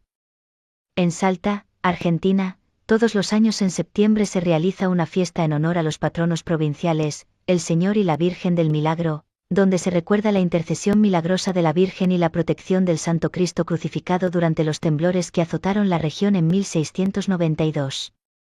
Durante los días previos a la procesión que se realiza el día 15, miles de peregrinos vienen de diferentes puntos de la provincia, San Antonio de los Cobres, Las Lajitas, Cachi, El Carril y muchos otros lugares, caminando algunos de ellos por varios días. Desde hace 3 años, un grupo de amigas, madrinas además de la escuela N grados 4106 El Cruce Finca Corralito, camina por la quebrada del Manzano, Rosario de Lerma, ascendiendo a una altura de 3200 msnm, a encontrar una de esas peregrinaciones, la proveniente de Cerro Negro del Tirao, localidad que se encuentra a más de 3700 metros de altura, a 168 kilómetros al suroeste de la capital. Está compuesta por 14 familias que viven alejadas, hasta encontrarlos y volver con ellos. El milagro en los cerros es indescriptible, es pura fe en cada peregrino, en cada adulto y niño que desciende la cuesta cantando, una hermosa experiencia. Pero muchas veces es necesario poder mantener comunicaciones ante una emergencia, y esa fue una de las razones para que Malvina, Ana y Marcela hicieran el curso de radioaficionadas, es decir, poder acceder a una mejor comunicación en lugares donde la señal telefónica es difícil, y además poder ponerse al servicio de los demás. Este año, no fue la excepción. El pasado viernes 12 de septiembre, un grupo compuesto por 6 mujeres, todas de Mayua-Trequín, partimos de Salta capital a las 6, llegando a la escuela a las 7:30 e iniciando el camino a las 7:45. Subimos cruzando puentes, entre agua, flores y sol a la quebrada del Manzano, con el objetivo de encontrar la peregrinación que parte de Cerro Negro del Tirao, y que agrupa peregrinos de Cerro Negro, El Manzano, Corralito y zonas aledañas. 3 del grupo éramos radioaficionadas, Lu8OMA, Marcela, Lu7OAM, Malvina, Lu5OIJ, Juliana. Subimos a Labra del Manzano, a 3200 msnm, a recibir a aproximadamente 100 peregrinos de Cerro Negro del Tirao, con el fin de asistir en las comunicaciones entre el grupo en altura y la escuela 4106, donde se encontraba una base operativa, con 3 radioaficionados, Lu9OTA, Jorge, Lu5OFS, Fátima y Lu6ODB, Darío. Acompañamos el peregrinar, rumbo a la escuela Paraje El Cruce. En el camino se nos sumó otra radioaficionada, Lu8ONR, Ana, que además de acompañar, asistió en primeros auxilios a 2 personas, también se sumó al grupo de peregrinación Enrique, Lu4OED, con su Flowerpot portátil. Se pudo además dar información a la familia, que se encontraba en la base, de uno de los peregrinos. Todas las comunicaciones pudieron hacerse efectivas gracias a la repetidora de Crestón, siendo las instalaciones hechas en la escuela por Lu5 Boy, Adolfo, y Lu9OMN, Andrés. Los cerros cantaban al Señor y la Virgen del Milagro y nosotras felices de acompañarlos, colaborarles, recibirlos y comunicarlos, un año más. Mayuayil Salta espera poder estar siempre con ustedes. María Juliana y Sola. Lu5 OIJ. Radio Club Los Molinos de Villa Alemana CE2TQ. En Expo Emergencias. Radio Club Los Molinos de Villa Alemana CE2TQ participa de la Expo Emergencias, de la primera Municipalidad de Villa Alemana. En la comuna de Villa Alemana, Chile, se reunieron por primera vez más de 30 instituciones y organismos ligados a la gestión de riesgos y respuesta a emergencias, en una jornada educativa, participativa y abierta a toda la comunidad, la primera versión de la Expo Emergencias, iniciativa de la ilustre Municipalidad de Villa Alemana por intermedio de su Dirección de Gestión de Riesgo de Desastres y dentro de las instituciones participantes es nuestro Radio Club Los Molinos de Villa Alemana. CE2TQ, en la oportunidad los radioaficionados pudieron demostrar sus capacidades de comunicaciones en las bandas HF, VHF y UHF, donde la comunidad pudo interactuar y usar una estación de radioaficionado, como así, conocer de los pasos y estudios que se requieren para ser radioaficionado, donde los niños y niñas demostraron un gran interés. Asimismo, el alcalde de la primera municipalidad, señor Nelson Stein Molina, reconoció la labor de los radioaficionados en situaciones de emergencias, destacando que el Radio Club Los Molinos de Villa Alemana, como integrante activo del Comité de Gestión del Riesgo de Desastres, COGRID, Comunal de Villa Alemana, conforme a la Ley número 21.364, asimismo pudo compartir una comunicación QSO con el radioaficionado Mauricio Rosales Tapia CE2SQT/diagonal socio honorario del Radio Club Los Molinos de Villa Alemana. Actualmente residente de la ciudad de Chicago, Estados Unidos. Un vuelo por la paz. El pasado 5 de septiembre, la Escuela Terapéutica de Valdaura, en Olvan, Berguedá, acogió una nueva edición de la jornada Un vuelo por la paz, en el marco de las fiestas de la Gala de Nuestra Señora de Queralt. El encuentro reunió espiritualidad, reflexión, arte y tecnología, convirtiéndose en una experiencia singular que unió tradición y comunicación global. La jornada se inició con la intervención de Jordi Rollo, director clínico de Amalgama 7, quien invitó a los jóvenes a reflexionar sobre la importancia de la paz interior como paso imprescindible hacia una paz superior y universal. A continuación, el historiador berguedano Aleix Calle leyó un comunicado en nombre de María José Castillo, fundadora del Consultorio Odontológico Virgen de Queralt en Venezuela, destacando el hermanamiento entre la Virgen de Queralt y la Virgen del Valle. El acto combinó expresiones artísticas con gestos simbólicos. El pintor berguedano José P. Meontangas hizo entrega de varias de sus obras, y posteriormente se vivió uno de los momentos más esperados, el lanzamiento de un globo que portaba una gran golondrina de papel. En su interior viajaba una baliza GPS, que permitió a numerosos radioaficionados seguir en directo el recorrido del vuelo hasta su recuperación final. El cielo se llenó además de decenas de globos en forma de corazón, reforzando el mensaje de fraternidad y esperanza. La dimensión radioaficionada no terminó allí. Con la colaboración del Radio Club Lavaels, EA3RCI, y sus operadores se realizaron numerosos contactos utilizando el indicativo eje 3 PAU en diferentes bandas, tanto a nivel nacional como internacional. Desde España se alcanzaron provincias como Valencia, Tarragona, Reus, Murcia, Madrid, Sevilla, Cádiz, Málaga, Almería, Huelva, Zaragoza, Santander, León, Salamanca, Vigo, Santiago de Compostela, Ceuta, Canarias, entre muchas otras. En el ámbito internacional, la propagación permitió establecer comunicación con países de Europa y más allá, Francia, Alemania, Italia, Portugal, Rumanía, Polonia, Holanda, Dinamarca, Finlandia, Irlanda, Escocia, Inglaterra, Ucrania, Rusia, europea y asiática, Turquía, Estonia, Bosnia-Herzegovina, Hungría, Japón, Estados Unidos y Venezuela. En conjunto, la jornada simbolizó cómo la espiritualidad, la cultura y la tecnología pueden unirse para transmitir un mensaje común, la construcción de un mundo más justo y en paz. Encuentro de radioaficionados en San Corneli de Serres. El Radioclub Lavaels EA3RCI ha organizado para el próximo domingo 12 de octubre de 2025 un encuentro muy especial para todos los apasionados de la radioafición. La cita será en el restaurante Santa Bárbara de San Corneli de Sers, donde se celebrará una comida de hermandad con el objetivo de reunir a colegas y amigos en un ambiente distendido y familiar. El encuentro dará inicio a las 12 horas, y el menú tiene un precio de 23,50 € por persona, incluyendo refrescos, café y un chupito. Para poder asistir, es necesario realizar el pago anticipado antes del 5 de octubre, indicando en el concepto del ingreso el número de personas, el nombre y el indicativo de cada participante. Además de ser una oportunidad para disfrutar de la buena gastronomía local, la jornada busca fortalecer los lazos de amistad y camaradería entre radioaficionados, compartiendo experiencias y fomentando la pasión por la radio. Para más información, los interesados pueden comunicarse al teléfono 606-509-312 o escribir al correo electrónico orbaels@gmail.com. Sin duda, será una ocasión ideal para reencontrarse, estrechar vínculos y seguir celebrando la magia de la radio. Festival de la Avellana de Piloña organiza Campa Torres Team. 1. Participación. Puede participar cualquier radioaficionado con licencia en vigor. 2. Fecha de inicio. 3 de octubre del 2025 a las 12 UTC. 3. Fecha finalización. 5 de octubre del 2025 a las 11:59 UTC. 4. Modos y bandas de transmisión y recepción. Pinat, Sala y SF Campa.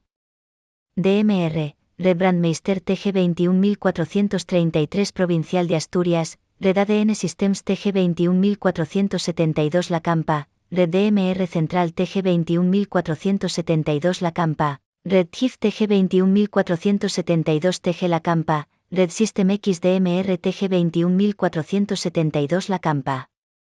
Tetra ADN Systems, TG 21472 La Campa. D-Star, DCS 051 C La Campa. DMR Plus, Master IPSC2, EA, Hotspot 21472 La Campa. Boardlink, Reflector YSF número 00008 Sala 15 La Campa. 40, 30, 20, 17, 15, 12, 10, SSB, FT8, FT4. 5. Estaciones autorizadas. EA1 de ZR, José Ramón DV. EA1MH, Luis, FT8, FT4, DV. EA1 GCB, Luis, FT8, FT4, DV. EA1 UVR Uri Oviedo DV. EB1AD, Carlos, SSB, DV. EA1 RCD, Radio Club La Campa DV. Eje 1 FAP, Especial, SSB, FT8, FT4, DV. 6. Diplomas. Para obtener el diploma, será necesario contactar con 5 estaciones autorizadas. Las estaciones autorizadas otorgar un punto válido por toda la actividad. La estación especial Eje 1 FAP y cada operador darán QSL digital a un solo contacto que se mandará por correo electrónico que figure en qrz.com. Todos los operadores incluyendo la Eje 1 FAP agregarán sus contactos a través de la plataforma qrz.com. Diploma SWL, serán necesarios 5 estaciones autorizadas. Para recibir el diploma, deberá enviar su log con los datos de cada QSO escuchado a clic@proton.me, poniendo el QRZ del activador, el QRZ del receptor, la fecha y hora UTC. Nuestros colaboradores. Cada número de Selvamar Noticias es posible gracias a la suma de esfuerzos, voluntades y pasiones compartidas. Detrás de estas páginas no solo hay redacción y contenidos, sino también el apoyo de colegas, asociaciones, empresas y amigos de la radioafición que, de una u otra manera, contribuyen a que este proyecto siga creciendo. Los logos que encontrarás a continuación representan a quienes nos acompañan con su tiempo, su experiencia, sus recursos o su confianza. Ellos forman parte activa de esta gran comunidad, haciendo posible que cada mes podamos ofrecer información, historia, técnica y, sobre todo, espíritu de radioafición. Desde aquí, nuestro agradecimiento sincero a todos ellos por caminar junto a nosotros en esta aventura, compartiendo la ilusión de mantener viva la radio en todas sus formas.